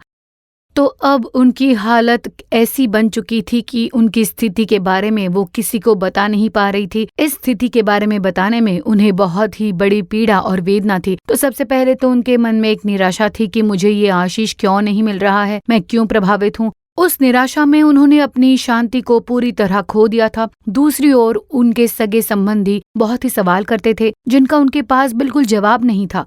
दूसरे लोगों का जो नजरिया था उससे उन्हें बहुत ही दुख होता था। तो ऐसी एक निराशा की स्थिति में थी वो। तो देखिए, एक बीमारी, एक कमजोरी हमारे जीवन में निराशा लेकर आती है, हमारा जीवन बर्बाद करती है। तो ऐसी बातें जो हमारे जीवन में होती है वो शांति भंग करती है। अब उसके बाद वो स्त्री जो 12 साल से पीड़ा में थी, समस्याओं में थी, उनके जीवन में वैद्यों से बड़ा दुख उठाया। और ये बात इस वचन में लिखी है कि उसने बहुत वैद्यों से दुख उठाया। तो यहाँ पर एक डॉक्टर की बात नहीं हो रही है, लिखा है कि उन्होंने बहुत सारे वैद्यों से दुख उठाया, क्योंकि उनकी बीमारी लगातार 12 साल तक थी। उन्होंने सोचा होगा ये डॉक्टर अच्छा इलाज करेंगे या फिर इस डॉक्टर के पास जाते हैं। ऐसे कई डॉक्टरों के पास गई होगी और सबसे पहले एक डॉक्टर ने कहा होगा, दूसरे डॉक्टर साहब ने कुछ और बात कही होगी कि तुम एक काम करो, इस डॉक्टर के पास जाओ, ये इस विषय में स्पेशलिस्ट है, ऐसा कहा होगा। और ऐसे कई डॉक्टरों के पास जाकर भी उन्हें सफलता नहीं मिली, सिर्फ निराशा हाथ लगी कि ये तो बहुत ही मशहूर डॉक्टर हैं, कई लोगों को स्वस्थ किया है, कई लोगों ने इनके बारे में कहा है, तो सिर्फ इस डॉक्टर के इलाज से मैं क्यों ठीक नहीं हो रही हूँ? सिर्फ ऐसी समस्या मेरे ही जीवन में क्यों है? सिर्फ मेरे ही जीवन में ऐसी एक समस्या क्यों नजर आ रही है? क्योंकि कई लोगों के जीवन में तो इसमें सफलता मिल रही है, ये डॉक्टर कईयों के जीवन के लिए एक आशीष है, पर मेरे विषय में ऐसा बिल्कुल नहीं हो रहा। इस डॉक्टर के पास ये कार्य नहीं हुआ। तो उन्होंने बहुत से वैद्यों से भी दुख उठाया, बहुत से इलाज से भी कुछ नहीं हुआ। पर इसमें डॉक्टर भी आखिर क्या कर सकते हैं? वो आपका परीक्षण करके बस परिणाम बता सकते थे, बस उसका इलाज शुरू करवा सकते थे, या फिर कह दिया होगा कि इसमें कोई सफलता नहीं मिलेगी। जैसे एक बहन ने गवाही दी थी, 6 साल से बच्चा नहीं था। आपकी जो गर्भ की अवस्था है उसमें बच्चा पैदा करना बिल्कुल मुमकिन नहीं है, क्योंकि डॉक्टर उसके बारे में जानते हैं। तो इस विषय में उन्होंने जो टेस्ट किया उसी को वो बताते हैं। तो इसके द्वारा भी निराशा, वो लोग जो दवाइयां देते थे उसे खाते से मैं मन में यही विचार आता था कि मेरे जीवन में भलाई क्यों नहीं हो रही है? इतने साल से मैं पीड़ा में हूँ, तो ऐसा क्यों है कि मुझे हमेशा दूसरों पर निर्भर रहना पड़ता है? तो ऐसी एक निराशा में कई सारे लोग यहाँ डॉक्टरों की वजह से, उनकी कई सारी दवाइयों की वजह से, जो कई दिनों तक दवाइयाँ खाते हैं, लगातार मुझे ये दवाई खानी पड़ती है, समझ नहीं आ रहा कि क्या करूँ। ऐसे भी कई लोग होंगे जो इस समय ऐसी स्थिति में हैं। एक बार एक बहन काफी रोती हुई प्रार्थना के लिए आई थी। उनसे वजह पूछी गई तो उन्होंने बताया कि मेरी माँ की किडनियां फेल हो चुकी हैं, डायलिसिस करना पड़ रहा है। तो रोते हुए उन्होंने कहा कि आप हमारे लिए प्रार्थना कीजिए। तो जब वो इस दुख के साथ यहाँ पर आई थी, वो रो रही थी, लगातार रो रही थी। वो फिर प्रार्थना करवा कर चली गई। फिर 2 दिन बाद फिर से वो बहन यहाँ पर आई और फिर से वो रो रही थी और कह रही थी कि मेरी माँ की ऐसी हालत हम देख नहीं पा रहे हैं, और वो बहुत ही पीड़ा में है। डायलिसिस की प्रोसीजर के समय भी वो बहुत ही पीड़ा में कहती है कि इससे अच्छा तो मैं मर जाऊं। वो प्रोसेस को सहन नहीं कर पा रही। तो मेरी माँ की जो स्थिति है, उनकी उस वेदना को देखते समय हम उसे सहन नहीं कर पा रहे हैं। उन्हें इस पीड़ा से गुजरने की आखिर क्या जरूरत है? दवाइयों को देखते ही मुझे बहुत डर लगता है। डॉक्टरों से या लगातार दवाई खाने की जो निराशा है, उससे उन्होंने शांति खो दी थी। फिर उसके कुछ दिनों बाद उन्होंने आकर कहा कि अब डॉक्टरों ने कह दिया है कि आपकी माँ की डायलिसिस नहीं की जा सकती है, उनका पेट फूल गया है। उनकी अवस्था देखकर बहुत डर लग रहा है। ऐसी वो रो रही थी। तो जरा सोचिए कि वो बहन किस अवस्था में रही होगी। अपनी माँ को देखकर एक दुख, मेरी माँ इतनी पीड़ा में क्यों है, इतने सारे प्रोसेस हैं, दवाइयाँ, सुई, इन्हें देखकर बहुत वेदना होती है। हो सकता है आज भी आप इस स्थान पर अपने पति, अपनी पत्नी को लेकर ये सोच रहे होंगे कि इन्हें इतनी दवाइयाँ खानी पड़ रही है, ये इतनी बुरी स्थिति में आखिर क्यों है। उस पूरे प्रोसीजर में, उस ट्रीटमेंट को करवाते समय बहुत पीड़ा होती है और डॉक्टरों की उस ट्रीटमेंट से शरीर में एक बुरा प्रभाव पड़ा है, एक कमजोरी पैदा हुई है। आज आप में से कोई भी ऐसी स्थिति में हो सकता है, या फिर सोच रहे होंगे कि मेरी इस अवस्था के कारण मेरे आसपास के लोग काफी दुख में हैं, हम ऐसे एक दुष्प्रभाव में हैं। इस तरह से डॉक्टरों के कारण, दवाइयों के कारण जो निराशा है, उस अवस्था में आप यहाँ पर एक प्रतीक्षा के साथ बैठे हो सकते हो। तो वैसी उदासी भी आपके जीवन की शांति को भंग कर सकती है। अब और एक बात लिखी है कि उसने अपना सब माल व्यय कर दिया, अपने सारे पैसे खर्च कर दिए, फिर भी फायदा नहीं हुआ। तो वो स्त्री जो 12 साल से पीड़ा में थी, उसने भी यही कहा होगा कि कोई फायदा नहीं हुआ। पहले तो 12 साल की समस्या और फिर ऊपर से इतनी सारी दवाइयाँ, डॉक्टरों के पास जाकर भी लगातार निराशा ही हाथ लग रही है। वैसी एक स्थिति और अब इतना पैसा खर्च करके भी कोई फायदा नहीं हो रहा। मैंने इतने पैसे खर्च कर दिए पर कोई परिणाम नहीं निकला। मैंने इतनी सारी दवाइयाँ खा ली, इस प्रोसेस से गुजरी, इतना ट्रीटमेंट ले लिया पर कोई अच्छा परिणाम नहीं निकल रहा। ऐसी एक स्थिति में आज आप ये कार्यक्रम देख रहे हो। मैं पैसों की चिंता किए बिना हर महीने में मैं इतने पैसे खर्च करता हूँ। अगर साल का हम हिसाब लगा ले तो लगभग मेरी सारी कमाई दवाइयों में ही खर्च हो रही है। आज आप ऐसी एक दुख भरी स्थिति में हमारा ये कार्यक्रम देख रहे होंगे। अब देखिए, एक परिवार जिनमें माता पिता के 2 बेटे थे, एक अमेरिका में सेटल हुए थे और दूसरा बेटा यहाँ पर नौकरी कर रहा था। तो उस समय क्या हुआ, देखिए वो जो छोटा बेटा था वो यहाँ शहर में चेन्नई में काम किया करते थे। उन्हें एक समस्या हुई, अचानक से वो बीमार पड़ गए थे। तो जब परीक्षण किया गया तब डॉक्टर ने कह दिया कि इसे तो कैंसर की बीमारी है। तो डॉक्टर ने कहा कि इन्हें रोजाना ट्रीटमेंट देना होगा और ये सब करना पड़ेगा। ऐसे डॉक्टरों ने खबर दी। माता पिता इस खबर से बहुत उदास हो गए कि क्या किया जाए, ये क्या हो गया, ऐसे वो उदास थे।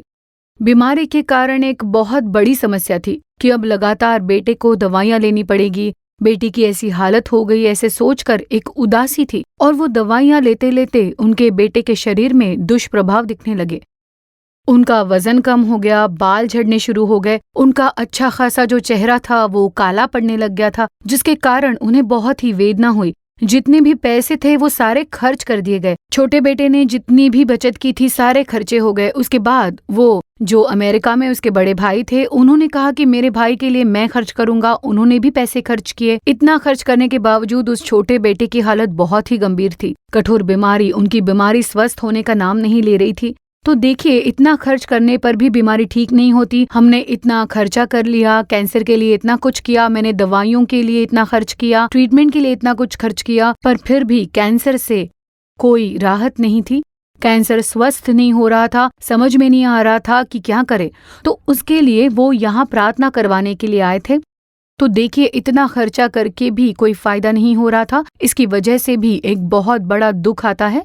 यहाँ पर आज आप एक दुख के साथ होंगे। बीमारी के कारण एक दुख ने आपको बहुत ही बुरी अवस्था में लाकर छोड़ा होगा। आप शायद कहें कि कैंसर जैसी बड़ी बीमारी तो नहीं है, पर स्थिति ऐसी ही है कि मुझे दूसरों पर निर्भर रहना पड़ता है। हर एक कार्य के लिए मुझे दूसरों पर निर्भर रहना पड़ता है। इसी वजह से बहुत ही समस्या है। अपनी बीमारी से छुटकारे के लिए, इलाज के लिए इतने सारे पैसे खर्च हो रहे हैं। मेरी कमाई इतनी नहीं है कि मैं इतना खर्च कर पाऊं। अपने बच्चों के लिए मुझे इतना खर्च करना पड़ रहा है। मेरी जितनी कमाई भी नहीं है उससे ज्यादा मेरे पैसे खर्च हो रहे हैं। ऐसी एक अवस्था में हो सकता है आप दुख के साथ बैठे हो, बीमारी के कारण जो उदासी है उसके साथ बैठे हो। तो आपको देखकर यीशु कह रहे हैं कि मैं अपनी शांति तुम्हें दिए जाता हूँ।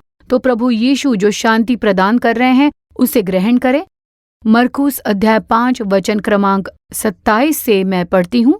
वो यीशु की चर्चा सुनकर भीड़ में उसके पीछे से आई और उसके वस्त्र को छू लिया, क्योंकि वो कहती थी, यदि मैं उसके वस्त्र ही को छू लूंगी तो चंगी हो जाऊंगी। और तुरंत उसका लहू बहना बंद हो गया और उसने अपनी देह में जान लिया कि मैं उस बीमारी से अच्छी हो गई हूँ। तो देखिए, यहाँ पर वो किस्सा है। 12 साल से लहू बहने के रोग से ग्रस्त उस स्त्री की जो समस्या थी, उसके चलते उसके सामने बहुत सारे सवाल खड़े हो गए थे।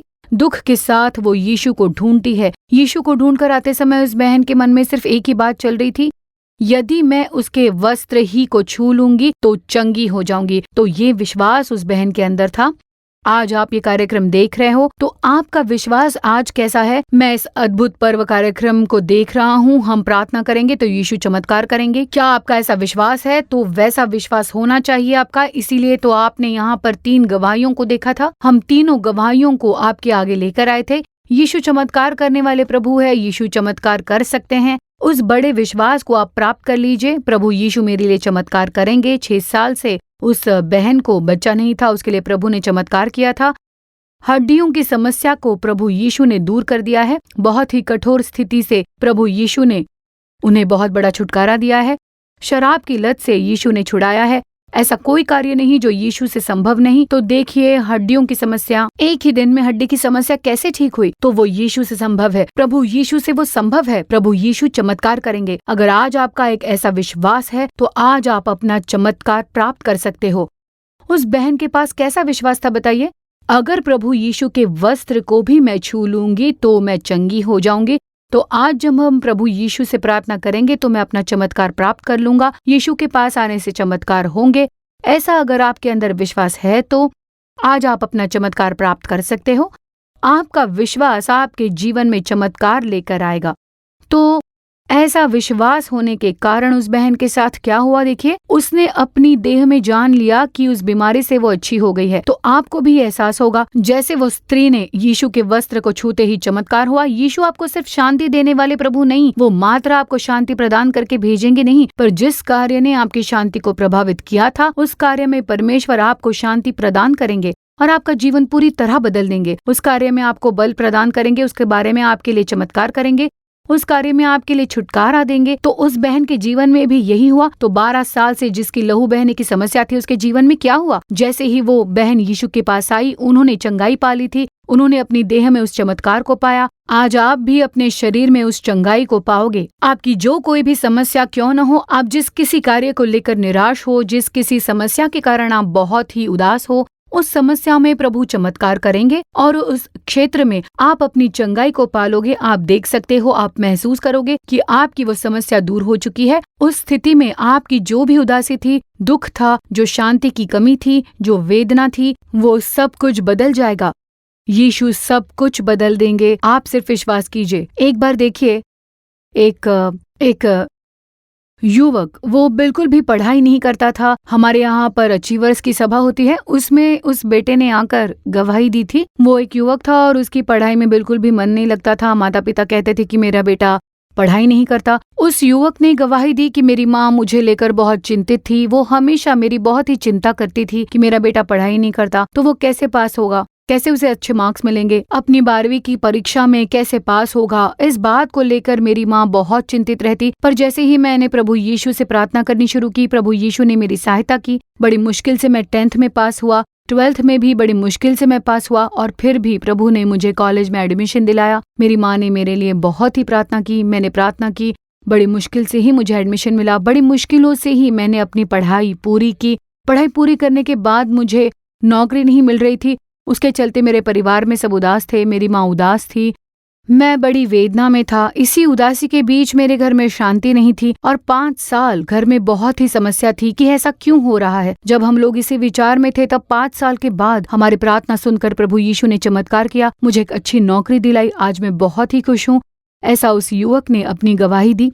तो देखिए, आपने ऐसे विचारों के साथ अपनी शांति खो दी होगी कि इतनी देर क्यों हो रही है, मेरे जीवन में इतनी समस्या क्यों है। ऐसी चिंता की वजह से आप में शांति नहीं होगी। कितना समय हुआ है, क्यों ऐसा हो रहा है, बहुत देर हो गई है, मैं क्यों इंतजार करूं, मेरे ही साथ इतनी समस्या क्यों है, ऐसा आप सोच सकते हो। प्रभु यीशु आपको शांति प्रदान करेंगे, आपकी वेदना दूर होकर आपको चंगाई मिलेगी, आप अपनी चंगाई को महसूस कर पाओगे। अब देखिए, एक बहन ने कैंसर से मुक्त होने पर अपनी गवाही दी थी आओ प्रार्थना करे कार्यक्रम में। कई लोगों ने वो गवाही सुनी होगी। आओ प्रार्थना करे कार्यक्रम में उसकी गवाही दिखाई गई थी। एक बहन जी ने बताया कि कैसे कैंसर की वजह से वो बहुत ही प्रभावित हो गई थी और बहुत कमजोर हो गई थी। उनका एक बेटा था। वो सोचती मेरे बाद मेरे बेटे को कौन संभालेगा, उसकी देखभाल कौन करेगा, मेरे बेटे को कौन संभालेगा। ऐसा सोचते हुए वो बहन बहुत ही रोते हुए बैठी थी। जब वो बहन एक बार अपने बेटे के साथ बैठकर आओ प्रार्थना करे कार्यक्रम देख रही थी, तभी उनके मन में यही आ रहा था कि मेरे मरने के बाद मेरे बेटे का क्या होगा, उसे कौन संभालेगा। मैं अपने बेटे के लिए अच्छा खाना भी नहीं बना पा रही हूँ, मैं क्या करूँ, मैं कैंसर से बुरी तरह ग्रस्त हूँ। डॉक्टर ने भी हाथ ऊपर कर दिए हैं कि अब कुछ नहीं किया जा सकता, आप इन्हें घर ले जाइए, ऐसा कह दिया। मैंने तो बिस्तर पकड़ ली है, मुझे दूसरों पर निर्भर रहना पड़ रहा है और मैं दूसरों पर बोझ हूँ।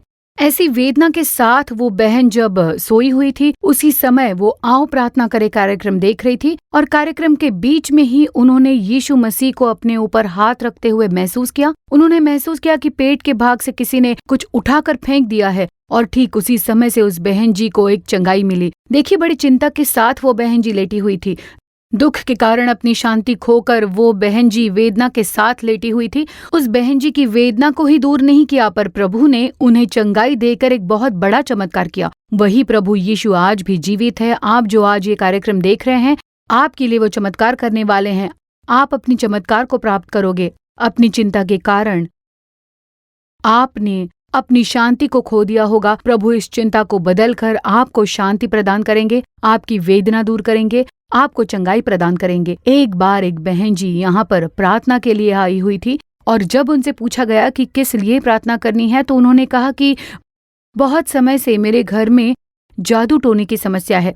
अब कई सालों से हम लोग किराए के ही मकान में रहते हैं और बहुत समय से हमारी इच्छा थी कि हमारा एक अपना घर हो, इसलिए हमने बचत की और एक नया घर खरीदा। जब हम उस नए घर में रहने के लिए गए, उसी गली के सभी लोग हमारे रिश्तेदार हैं और हमने नया घर खरीदा तो उन्हें बिल्कुल भी अच्छा नहीं लगा और उनके बीच में हम लोग जब रहने गए तो हमारे खिलाफ उन्होंने जादू टोना कर दिया।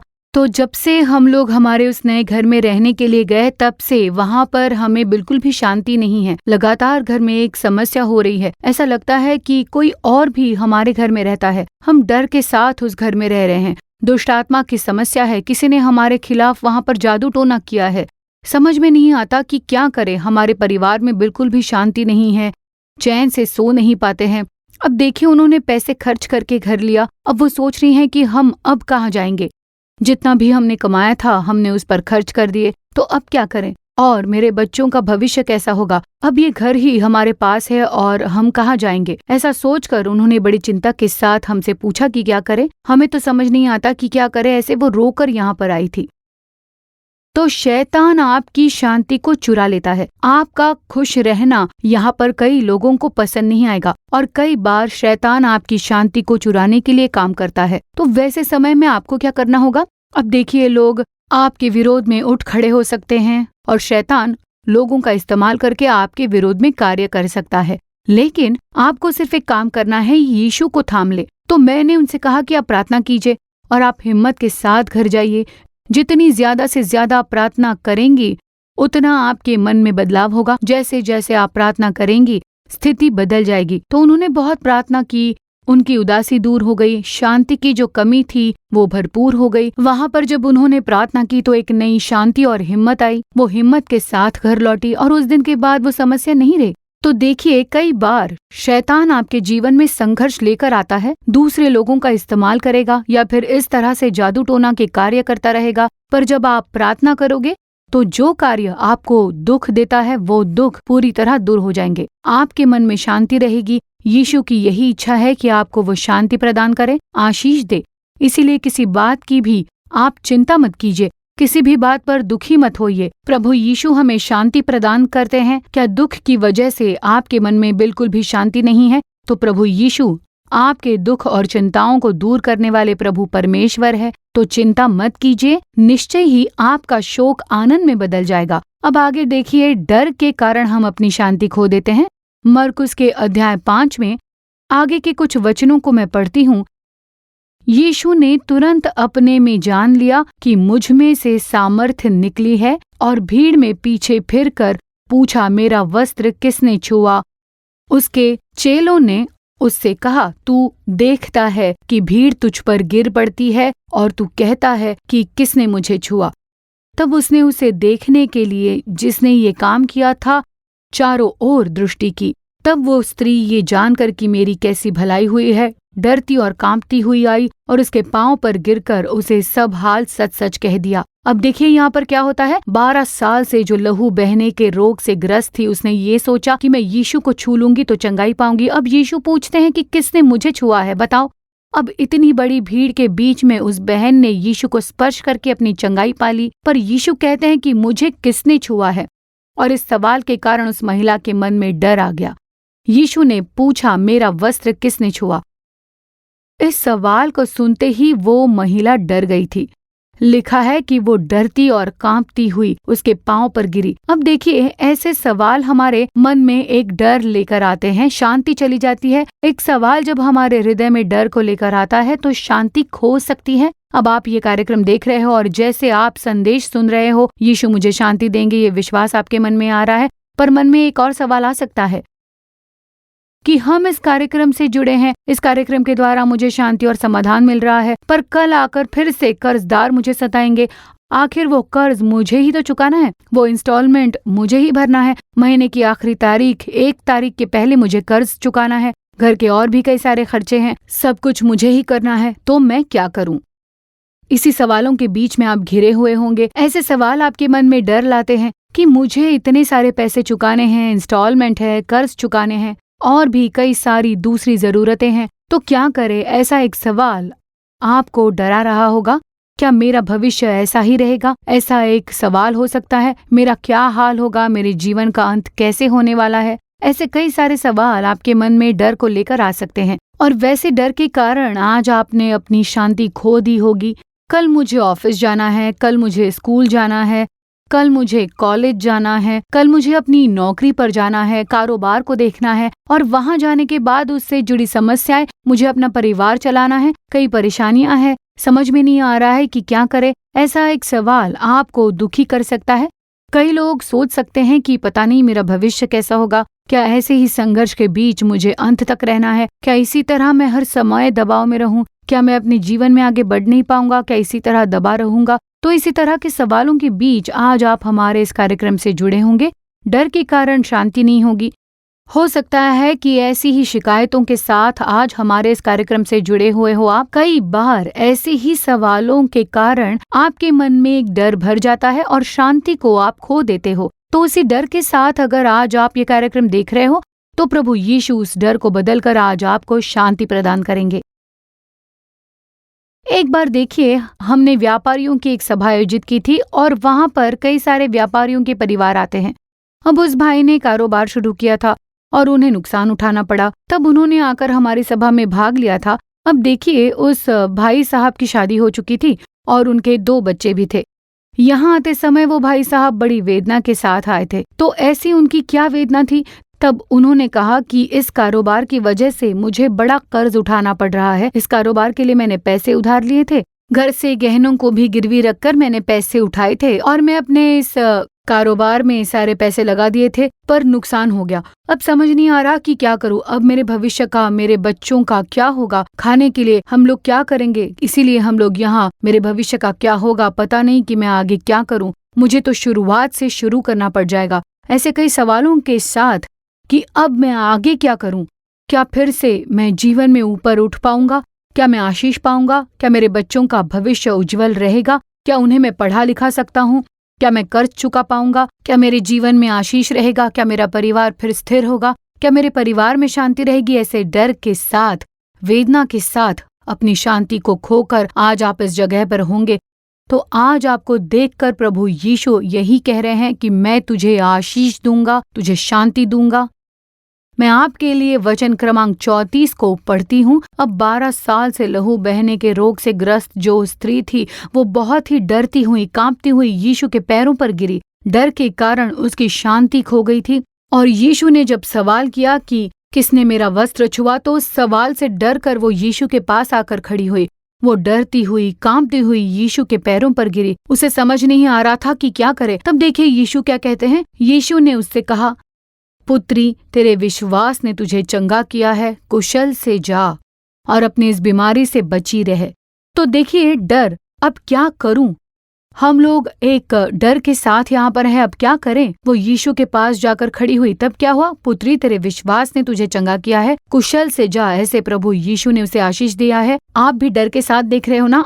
आज आपकी भी स्थिति कुछ ऐसी ही है ना कि समझ में नहीं आ रहा है कि क्या किया जाए, शांति नहीं है, कहाँ जाए, कुछ समझ में नहीं आ रहा। एक डर और एक वेदना के बीच आप लोग इस कार्यक्रम को देख रहे हो। ठीक इसी तरह प्रभु आपको शांति देंगे और आपके विश्वास के कारण प्रभु आपको शांति प्रदान करेंगे। आप यहाँ पर यीशु को ढूंढ कर आए हो। आपके मन में डर था, शांति नहीं थी, फिर भी प्रभु यीशु पर भरोसा रखकर आप आए हो, तो प्रभु यीशु आज आपके जीवन में चमत्कार करेंगे। आपके विश्वास ने आपको चंगा किया, आपको आशीष प्राप्त होगी। प्रभु यीशु को धन्यवाद कहना शुरू करें, आपको आशीष मिलेगा। आपके जीवन में आशीष होगा कि किस कार्य में आपको नुकसान होगा और किस बात में आपको सबसे ज्यादा डर लग रहा था। तो जान लीजिए, आप जैसा डर रहे हो वैसा कुछ भी नहीं होने वाला। प्रभु यीशु हर एक बात में आपको सफलता प्रदान करेंगे।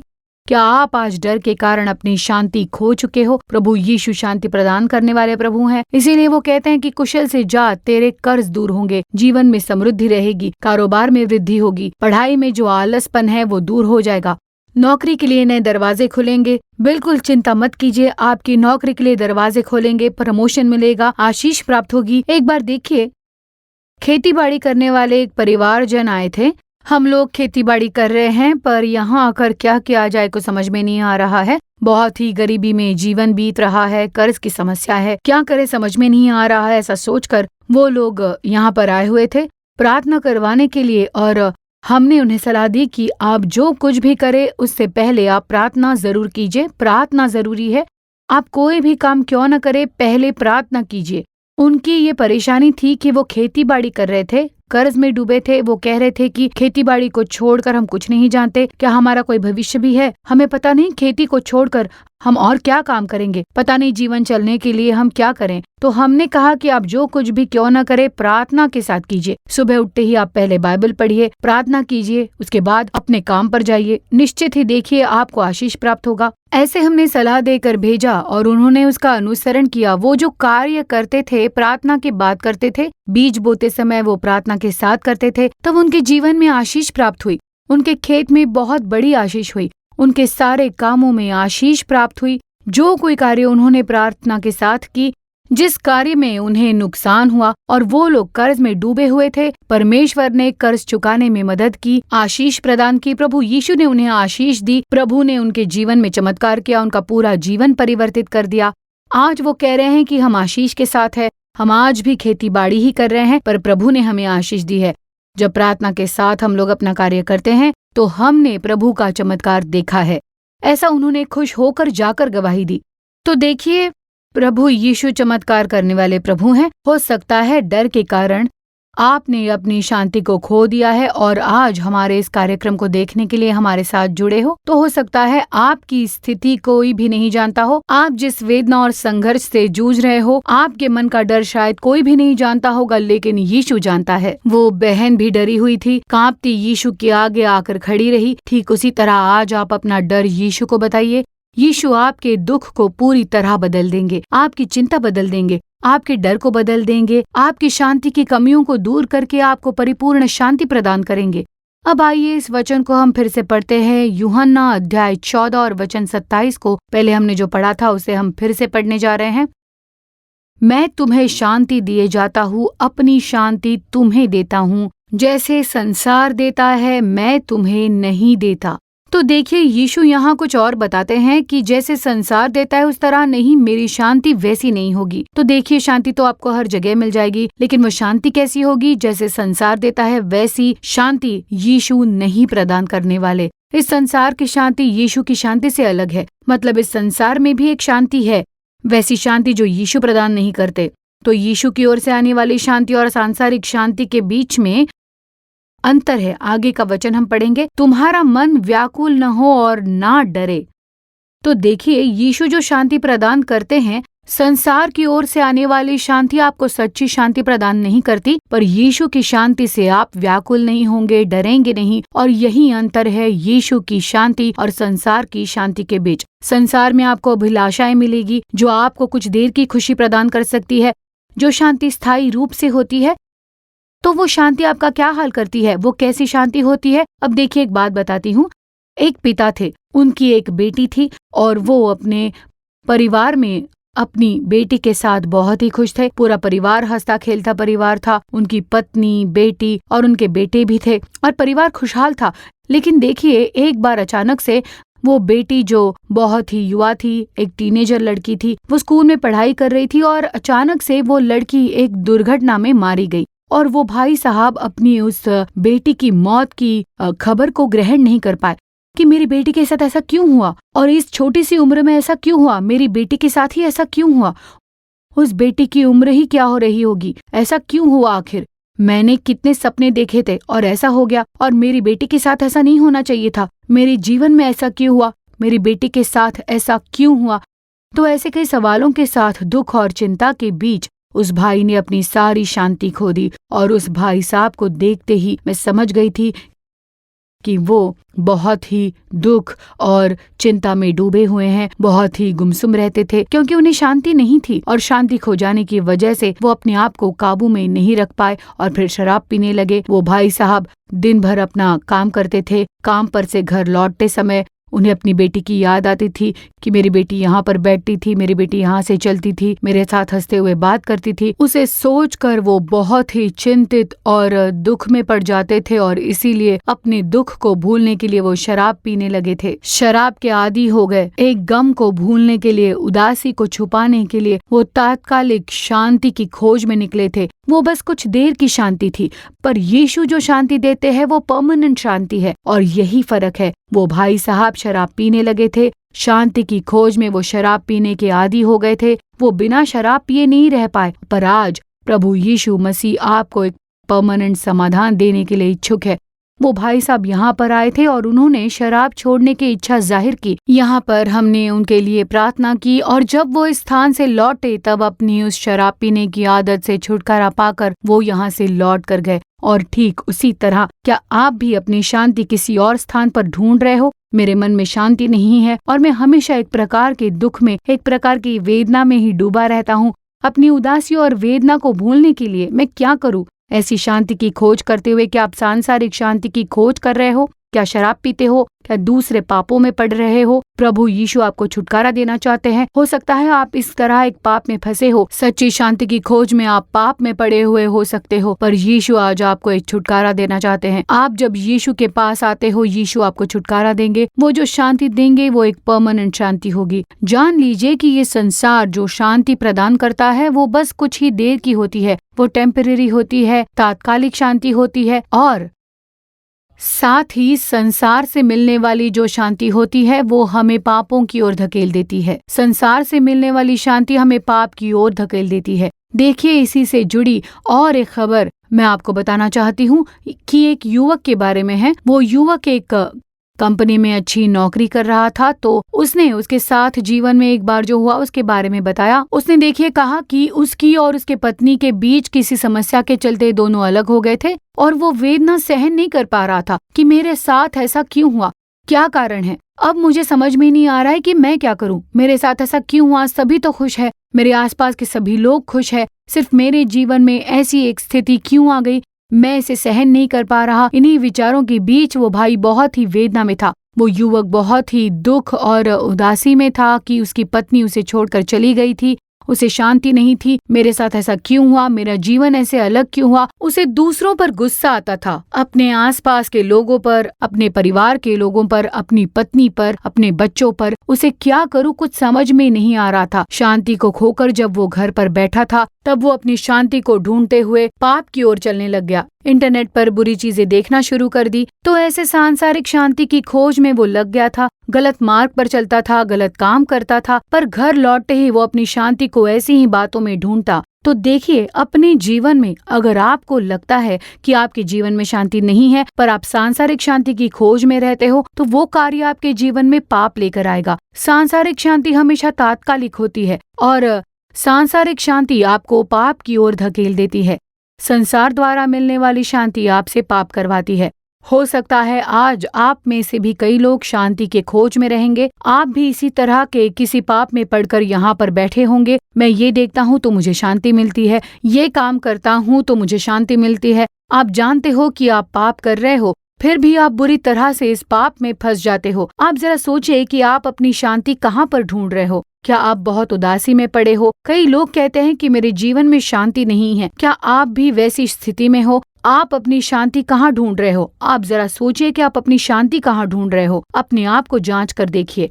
देखिए, एक लड़का जो स्कूल में ही पढ़ाई कर रहा था, टीनेजर लड़का था वो एक बार यहाँ पर आया हुआ था और उसके मन में कई सारे सवाल थे।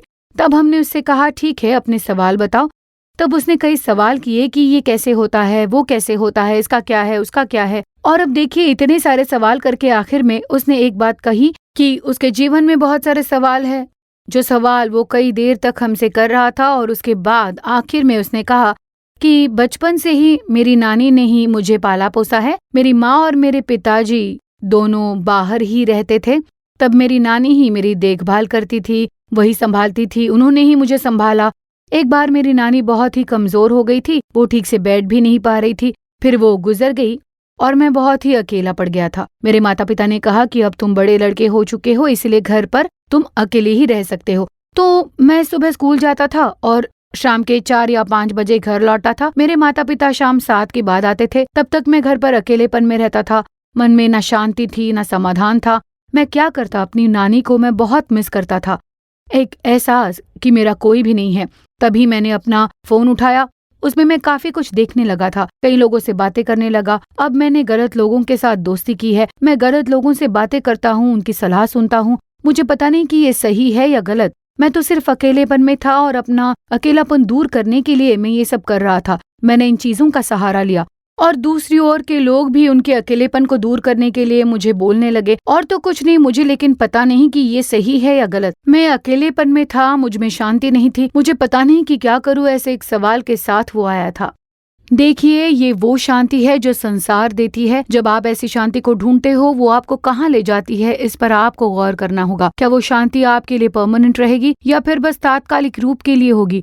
आप सोच रहे होंगे कि मुझे शांति की जरूरत थी, इसीलिए मैंने वो काम किया और आज यहाँ पर हूँ। तो आपकी शांति किस पर निर्भर है, किसके बारे में है? क्या उसकी वजह से आप पाप में पड़े हो? क्या आपकी शांति तात्कालिक है? इसके बारे में सोच कर देखिए।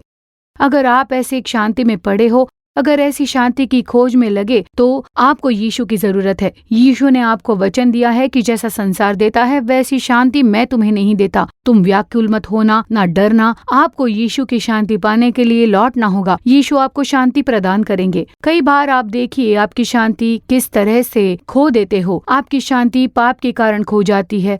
अब वो लड़का भी कई सवालों के साथ आकर मेरे सामने खड़ा हुआ और उसका भी अपराध बोध उसे कचोट रहा था कि ये सही है या गलत। ऐसी सोच के साथ वो अपराध बोध से जूझ रहा था। कई बार हम जिस पाप में पड़े हुए होते हैं वो भी हमारी शांति चुरा लेती है। एक बार एक छोटी सी लड़की को काउंसलिंग के लिए लाया गया था। तब मैंने उसके माता पिता से पूछा था कि किस बात की लेजर सलाह देनी है। ये बच्ची बहुत ही गुस्सा करती है, स्कूल में इसका व्यवहार बिल्कुल ठीक नहीं है, इसीलिए इसे सलाह की जरूरत है। ऐसे उसे लाया गया था। लेकिन वो लड़की मुझसे बहुत ही मैच्योरिटी के साथ बात कर रही थी, बहुत ही शांत और समझ के साथ बात कर रही थी।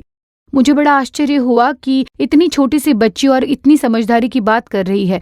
तो मैंने उसकी माँ से जाकर ये पूछा कि आप तो कह रहे थे कि इसे किसी की समस्या है, पर ये तो बहुत ही समझदारी की बातें करती है। उन्होंने कहा कि इसे वही समस्या है। मैंने उस लड़की से पूछा कि स्कूल में तुम क्यों बार बार झगड़े करती हो? तो उसने कहा कि मेरी माँ को भला बुरा कहा गया। तब मैंने उसकी माँ को पूछा कि आखिर समस्या क्या है?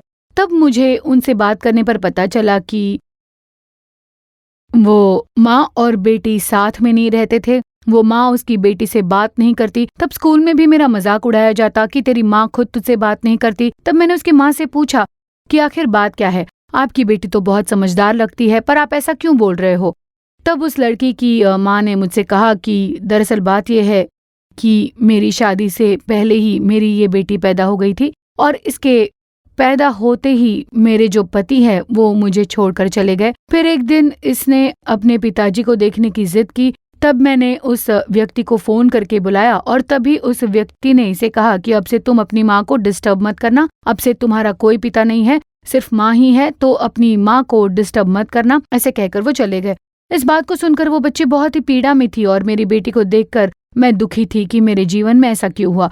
तो कई बार हम जो गलतियां करते हैं उसकी वजह से हमारे मन में एक अपराध बोध बन जाता है और यही अपराध बोध उस बहन जी के मन में ही था। इसीलिए उनमें बिल्कुल भी शांति नहीं रही, समाधान नहीं था कि क्या करूं, मेरी बेटी को संभालना है, ये वो करना है। तो उसकी वजह से इस बेटी को बहुत ही अकेलेपन में जीना पड़ गया था और उस बेटी को भी अकेलेपन में समझ में नहीं आ रहा था कि क्या करूं, जिससे उसके व्यवहार में बदलाव आ गया था। तब मैंने उसकी माँ से कहा कि आपको सबसे पहले बदलना होगा, आप परमेश्वर के पास आइए, तब आपको वो शांति प्रदान करेंगे।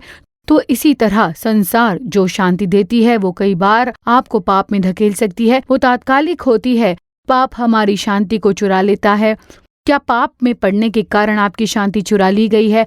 आप प्रभु यीशु के पास आइए। कैसा भी पाप क्यों ना हो, उसे क्षमा करने के लिए वो सामर्थी है। अच्छा, शांति बिगड़ जाती है, शांति नहीं रही, सांसारिक शांति तात्कालिक शांति होती है। यीशु कैसे प्रदान करेंगे? आपके ऐसे सवाल होंगे।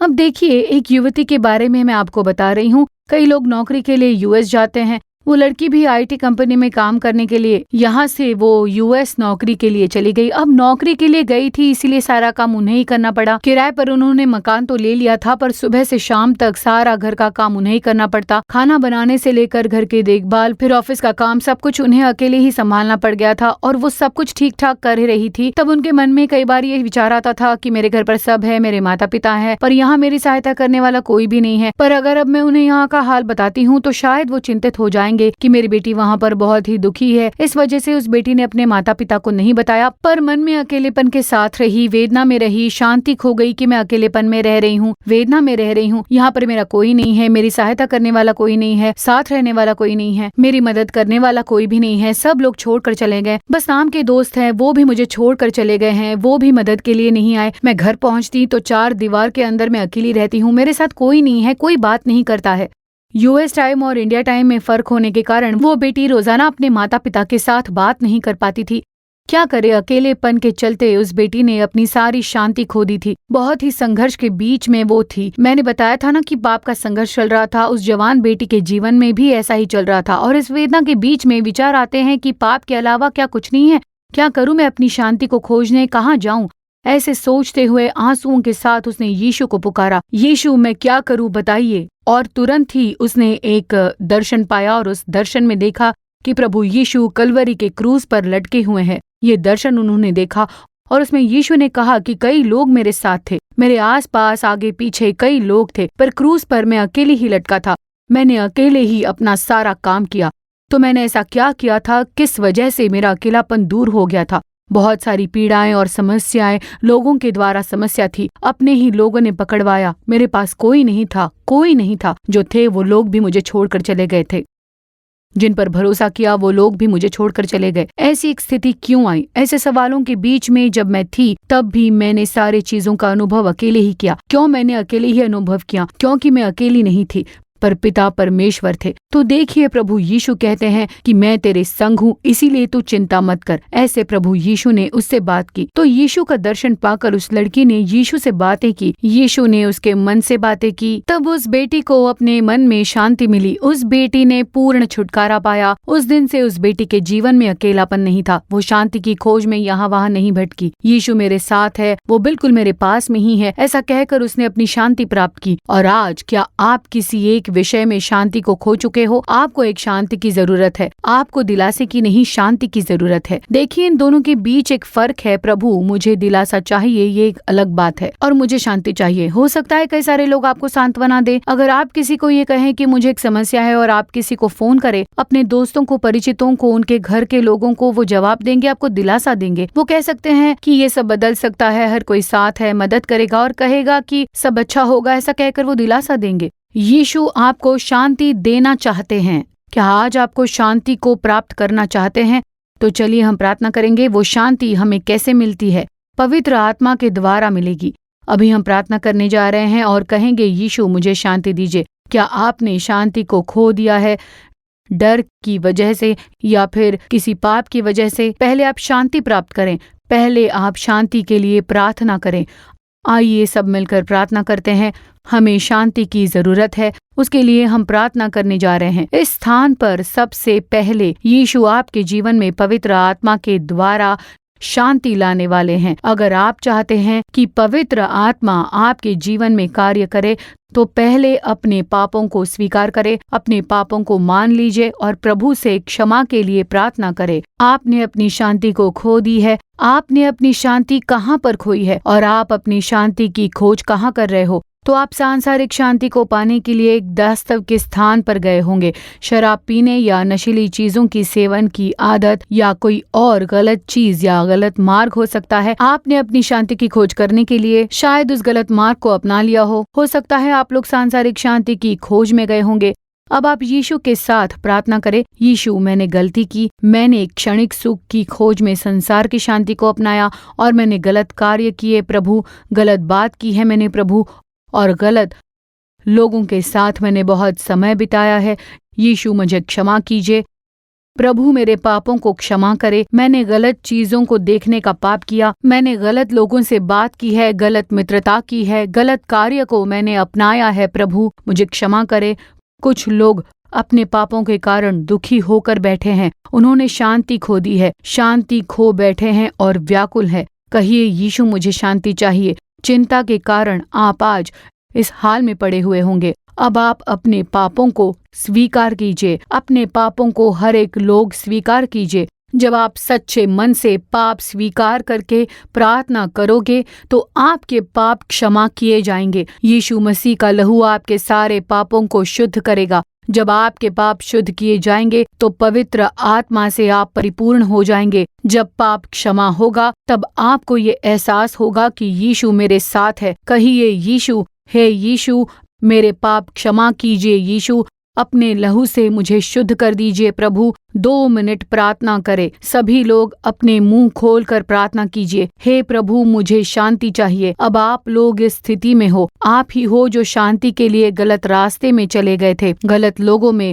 गलत सांत्वना में, अस्थाई सुखों के पीछे गए होंगे। कुछ लोग आज ये सोच रहे होंगे कि मैंने तो पाप बिल्कुल नहीं किया, मुझे तो बस सांत्वना चाहिए था। तो आप अपने रिश्तेदारों या दोस्तों के पास गए थे, लेकिन आपको सांत्वना नहीं, शांति चाहिए। कहिए, यीशु, मुझे शांति चाहिए। मैंने गलती की है, मैंने आपकी शांति नहीं खोजी है, बल्कि दुनिया की झूठी शांति को अपनाया है। कहिए, मैंने गलत किया है प्रभु, मैंने गलत बात की है, मैंने गलत बात देखी है, गलत लोगों के साथ मैं चला हूँ। प्रभु, आप मांगिए। वो पाप जो कई वर्षों से आपको बांध के रखा था, जिसने आपको गुलाम बना रखा था, उससे अब आपको छुटकारा मिलेगा। यीशु के नाम में, यीशु के नाम में छुटकारा मिलेगा। प्राप्त कीजिए, प्राप्त कीजिए। अब आपके हृदय को शांति भर रही है, यीशु की ओर से शांति प्राप्त। और यीशु जो शांति देते हैं उससे आपके दुख मिट रहे हैं, आपको सांत्वना मिल रही है। आप उस चीज को सोचकर रो रहे थे, दुख में प्रार्थना कर रहे थे कि प्रभु मुझे शांति दीजिए, मुझे शांति दीजिए। मैं दुखी हूँ प्रभु, मैं चिंतित हूँ प्रभु, मैं अपराध बोध में हूँ। इस अपराध बोध को निकाल दीजिए। ये अपराध बोध मुझ में बोझ के समान है। कहिए, यीशु, मुझे शांति दीजिए। आप प्रार्थना कर रहे हो, यीशु आपके हृदय में शांति दे रहे हैं। कहिए, धन्यवाद यीशु। यीशु का धन्यवाद कीजिए, उन्हें स्वीकार कीजिए, अपने आप को प्रभु के हवाले कर दीजिए, अपने आप को सौंप दीजिए। थोड़ा थोड़ा प्रभु की शांति आपके अंदर उतर रही है। शांति को प्राप्त कर लीजिए। ये वही शांति है जो यीशु देते हैं। कहिए, यीशु, हे यीशु, हे यीशु। कई लोगों के जीवन से पाप का दासत्व दूर हो रहा है। यीशु के नाम से आपको क्षमा मिल रही है। यीशु ने आपके पाप को क्षमा कर दिया। यीशु ने आपके पाप को क्षमा कर दिया है। अगर यीशु ने तुम्हारे किसी पाप को क्षमा कर दिया है तो फिर अब से पाप मत करना। अपने शांति को फिर से पाप में मत ढूंढना। शायद आपके मन में सवाल हो, क्या मुझे इससे छुटकारा मिलेगा? हाँ, तुम्हारे अंदर ये सवाल उठ रहा है। मुझे पता है कि ये पाप है, मैं इससे मुक्त होना चाहता हूँ। यीशु ने तुम्हें छुटकारा दे दिया है। अगर यीशु ने छुटकारा दे दिया है तो कहिए, यीशु धन्यवाद, यीशु धन्यवाद प्रभु, उस शांति को जो आपने दिया है उसके लिए धन्यवाद प्रभु, धन्यवाद प्रभु उस छुटकारे के लिए जो आपने दिया है। हे पिता, बहुत से आपके बच्चों ने आपसे कहा है कि प्रभु मेरे पाप को क्षमा कर दीजिए, और आपने उनके पाप को क्षमा कर दिया है। प्रभु, जिन जिन बच्चों ने आपसे क्षमा मांगी है उनके पापों की क्षमा के लिए आपका धन्यवाद, धन्यवाद, धन्यवाद। आपकी स्तुति करते हैं। अब प्रभु उनके हृदय को शांति से भर दीजिए। जैसे संसार देती है वो शांति नहीं, वो शांति जिसे कोई छीन नहीं सकता है, उससे उन्हें भर दीजिए प्रभु। हर किसी का दिल भर रहा है इस समय। कई टूटे हुए हृदय चंगाई पा रहे हैं, कई घाव भर रहे हैं, कई घायल हृदय फिर से बन रहे हैं यीशु के नाम में। कई सालों से जिनकी उम्मीद नहीं थी, ऐसी शांति आपके मन में आज भर रही है। वो सदा सदा की शांति आपके दिल में हमेशा के लिए भरी रहेगी। कई दिल अपराध बोध में है, कुछ गहरे दुख में है। तुमने शांति खो दी थी, आज वो शांति प्रभु लौटा रहे हैं। अपराध बोध को आपसे दूर कर रहे हैं। जो कोई अपने अपराध बोध के कारण चिंता में है, दुख में है, जिन्होंने अपनी शांति खो दी है, अभी आपका अपराध बोध मिट रहा है, अपराध बोध दूर हो रहा है। अब आपको एक अद्भुत शांति मिल रही है जो यीशु देते हैं। आप सोच रहे हो ये शांति मुझे कहाँ से मिली, फिर भी तुम शांति में हो और आश्चर्य में हो। वही यीशु की शांति है। यीशु आपका धन्यवाद, धन्यवाद आपकी शांति के लिए प्रभु। कहिए, यीशु मेरे हृदय में आइए, कहिए, यीशु मेरे हृदय में आइए। मैं आपको पुकारता हूँ परमेश्वर, आपकी शांति के लिए धन्यवाद, धन्यवाद आपकी शांति के लिए। हे प्रभु, आपकी शांति के लिए धन्यवाद, शांति के लिए धन्यवाद, धन्यवाद। कुछ लोग डर के कारण शांति खो बैठे हैं और प्रार्थना कर रहे हैं। यीशु के नाम में इस समय एक छुटकारा मिल रहा है। प्रभु यीशु मसीह के नाम में वो दुष्ट आत्मा जो डर लाती है वो आपको छोड़ रही है। अब आपको पूर्ण शांति मिल रही है। यीशु के नाम में वो आत्मा जा रही है जो डर लेकर आपके जीवन में आ रही थी। जादू टोने की जंजीरें यीशु के नाम में पूर्ण रूप से टूट रही हैं। यीशु के नाम में अंधकार हट रहा है। जो कोई बातें आपको पीड़ा दे रही थी उसके बारे में प्रभु यीशु को बताइए। जो बात आपको चिंता दे रही थी उसे प्रभु को बताइए। यीशु के नाम में आपको एक पूर्ण छुटकारा इस समय मिल रहा है। उसे प्राप्त कीजिए, प्राप्त कीजिए। धन्यवाद यीशु। डर की आत्मा दूर हो रही है। डर की आत्मा अब निकल चुकी है। जादू टोने की बाधाएं हट रही हैं यीशु के नाम में। कई लोगों में जो आत्महत्या की विचार आ रही थी वो मिट, जो आत्माएं भ्रम ला रही थी वो अब जा रही है यीशु के नाम में। यीशु के नाम में छुटकारा मिल रहा है। इसी समय छुटकारा हो रहा है यीशु के नाम में। आप उसे पाइए, छुटकारा पा लीजिए। कई लोगों के मनों में कई सारे सवाल है। यीशु के नाम में छुटकारा है। डर से छुटकारा है। डिप्रेशन की जंजीरें टूट रही हैं पूरी तरह। डिप्रेशन इस समय लोगों को छोड़ रही है। डिप्रेशन दूर हो रहे हैं यीशु के नाम में। जो बातें सोचते सोचते आप डिप्रेशन में हो वो आत्मा अब जा रही है। जो आत्मा भ्रम और दबाव लेकर आ रही थी वो जा रही है। जो आत्माएं आपको बंधनों में डाल रही थी यीशु के नाम में वो जा रही है। छुटकारा पा लीजिए, छुटकारा पा लीजिए यीशु के नाम में। यीशु के नाम में छुटकारा मिल रहा है। धन्यवाद प्रभु जो आप छुटकारा दे रहे हो। धन्यवाद यीशु जो आपने पूर्ण रूप से इन लोगों को छुटकारा दिया है। प्रभु कई बच्चे अभी कमजोरी में प्रार्थना कर रहे हैं। वो कह रहे हैं यीशु मुझे छुटकारा दीजिए। यीशु मेरी जिंदगी में चमत्कार कीजिए। यीशु मेरी निंदा को बदल दीजिए। यीशु मुझे आशीष दीजिए। प्रभु हे पिता आप आशीष दीजिए। हे पिता आपके बच्चों पर आपका हाथ हमेशा के लिए बने रहे। हर एक पर आपका हाथ बने रहे। आपकी चंगाई की शक्ति उनके ऊपर आ जाए। यीशु के नाम में उन बच्चों को चंगाई मिल जाए। प्रभु कमजोर दिलों को बल मिल जाए।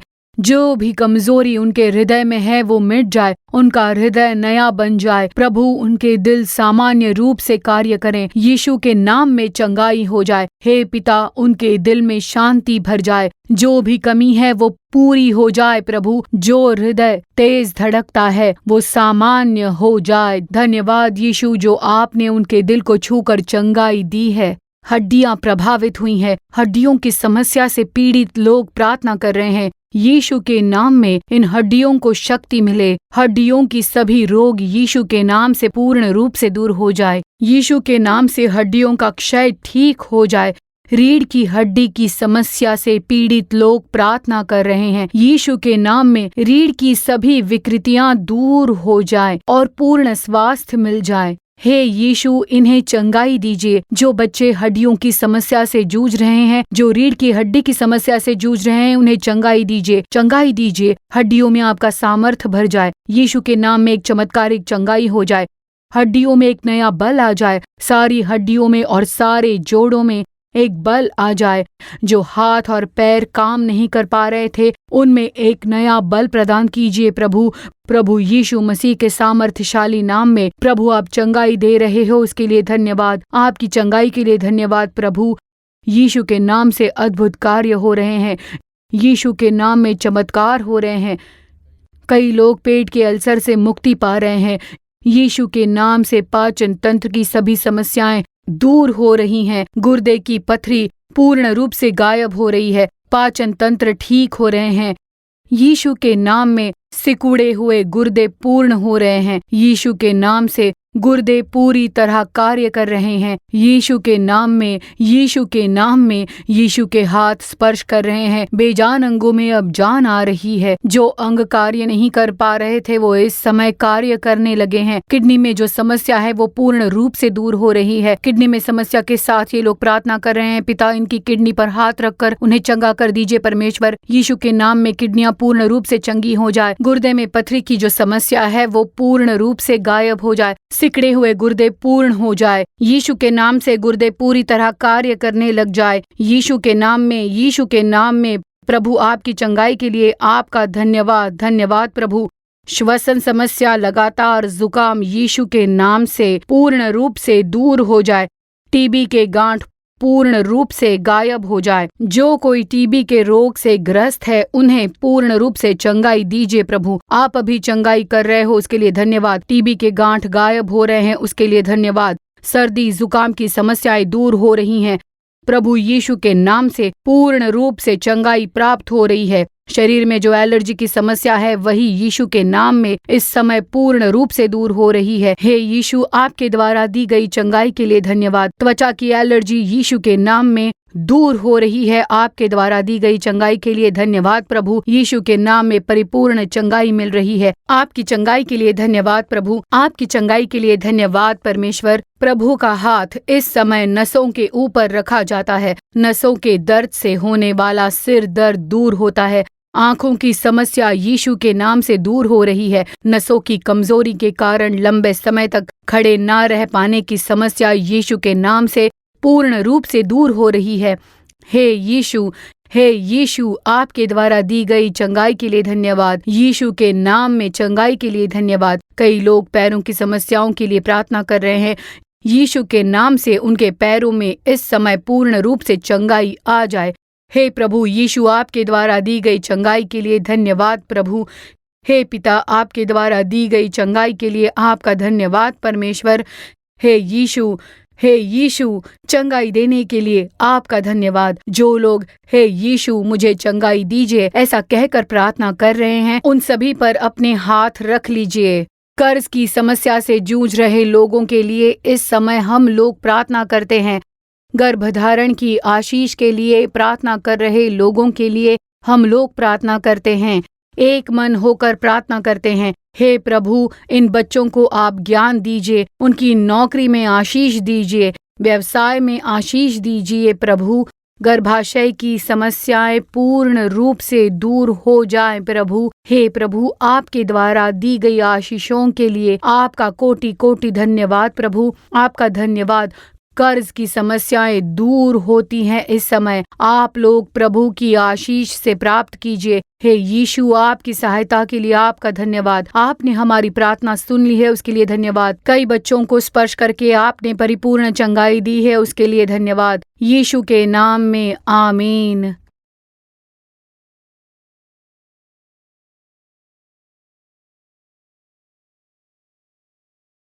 हमने कई मुद्दों के लिए प्रार्थना की है। यीशु ने चमत्कार किए हैं। आपने जो कोई आशीष पाई है उसे हमें जरूर बताइए।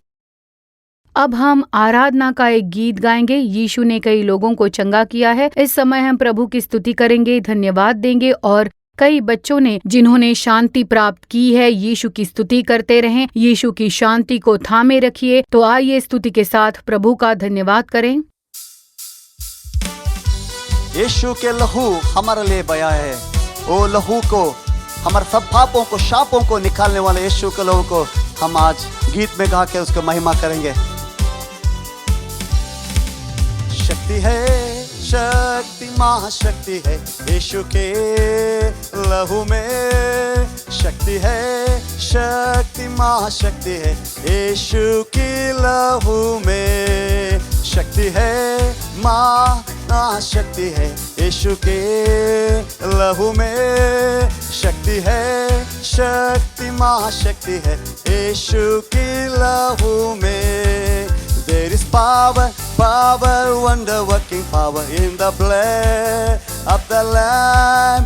There is power, power, wonder-working power in the precious blood of the Lamb. शक्ति है, शक्ति महाशक्ति है यीशु के लहू में। शक्ति है, महाशक्ति है यीशु के लहू में। शक्ति है, शक्ति महाशक्ति है यीशु के लहू में। शक्ति है, शक्ति महाशक्ति है यीशु के लहू में। यीशु के लहू में, यीशु के लहू में। आप लोगों के जीवन में चमत्कार हुआ है उसके लिए प्रभु का धन्यवाद कीजिए। आप में से कई लोगों ने शांति प्राप्त की है। आप भी प्रभु का धन्यवाद कीजिए। अपनी शांति की रक्षा कीजिए। यीशु जो शांति देते हैं उसकी रक्षा कीजिए। आप लोग यीशु के बच्चे हो। आप लोगों पर प्रभु यीशु की कृपा है। आप अपने पापों का अंगीकार कीजिए। अपने पापों का अंगीकार करके आप यीशु के बच्चे बन गए हो। अब आप यीशु के बच्चे हैं और आपके लिए एक विशेष पुस्तक उपलब्ध है। यदि आप सोच रहे हैं कि मैंने अभी यीशु के बारे में जाना है और उन्हें अपने जीवन में स्वीकार किया है, तो ये पुस्तक आपको निःशुल्क भेजी जाएगी। ये पुस्तक तमिल, तेलुगु, हिंदी, कन्नड़, अंग्रेजी और मलयालम सहित कई भाषाओं में उपलब्ध है। यदि आप इसे चाहते हैं तो स्क्रीन पर दिखाए गए नंबर पर हमसे संपर्क करें। आप फोन नंबर या ईमेल के माध्यम से अपना पता भेज सकते हैं। हमारे व्हाट्सएप नंबर या ईमेल आईडी पर इसकी जानकारी देकर आप इस पुस्तक को निःशुल्क प्राप्त कर सकते हो। ये एक छोटी सी पुस्तक है जो आपको बताएगी कि यीशु के बच्चों के रूप में आपको क्या करना चाहिए। इसे प्रयोग में लाएं और यीशु के नाम में आनंदित होकर स्तुति करते रहें। चाहे कोई भी समस्या क्यों ना हो, शुद्ध हृदय से प्रार्थना करते रहें और शांति बनाए रखें। यीशु सब कुछ बदल देंगे, चिंता करने की आवश्यकता नहीं है। हमारी यीशु छुड़ाता है सेवकाई की ओर से मासिक पत्रिका उपलब्ध है जो आपको हम निःशुल्क भेज सकते हैं। यदि आप इसे चाहते हैं तो स्क्रीन पर दिखाए गए नंबर पर अपना पता भेजें या हमारी वेबसाइट पर जाकर पंजीकरण करें। अपना स्पष्ट पता और ईमेल आईडी देने पर ये आपको निःशुल्क भेजी जाएगी। ये पत्रिका तमिल, अंग्रेजी, हिंदी, मलयालम, तेलुगु और कन्नड़ भाषाओं में उपलब्ध है और देश भर के लाखों घरों तक ये पहुंच रही हैं। प्रतिमाह हम 4 लाख से अधिक प्रतियां वितरित कर रहे हैं। इसमें हर महीने आपकी आवश्यकताओं के लिए परमेश्वर के वचन की शिक्षाएं दी जाती हैं। ये आपके और आपके परिवार के लिए अत्यंत उपयोगी सिद्ध होगी। कृपया इसे प्राप्त करके आप लाभ उठाइए। अब हम इस कार्यक्रम के प्रायोजकों के लिए प्रार्थना करने वाले हैं। इस सेवकाई में उनका एक बहुत ही महत्वपूर्ण भूमिका है। आइए उनके लिए प्रार्थना करें। हे पिता, हम उन सभी भाइयों बहनों के लिए प्रार्थना करते हैं जिन्होंने इस कार्यक्रम को संभव बनाया है। हे प्रभु, ये लोग आपको अपना धन अर्पित करते हैं। ये अर्पण कई लोगों के लिए आशीष बन रहे हैं। हे प्रभु, इन्हें स्वर्ग में अपना प्रतिफल प्रदान करें। इनके जीवन की हर आशीष की कमी को पूरा करें। इन आशीषों के लिए हम धन्यवाद करते हैं यीशु के नाम में, आमीन। प्रभु यीशु ने हमसे बहुत सी बातें की हैं। हमने अनेक अद्भुत बातें अनुभव की हैं। उत्साहित होकर आगे बढ़ते रहें। जब यीशु आपके जीवन में सक्रिय रूप से कार्य कर रहे हैं तो वो आपके जीवन की हर शांति की कमी को दूर कर देंगे। यीशु आपके साथ रहें, आमीन। For further details and prayer support, contact Jesus Redeems Ministries, Nallumavadi, Tuticorin District, 628211. Our phone number 04435454545. Email info@jesusredeems.org. Our website www.jesusredeems.com. God bless you.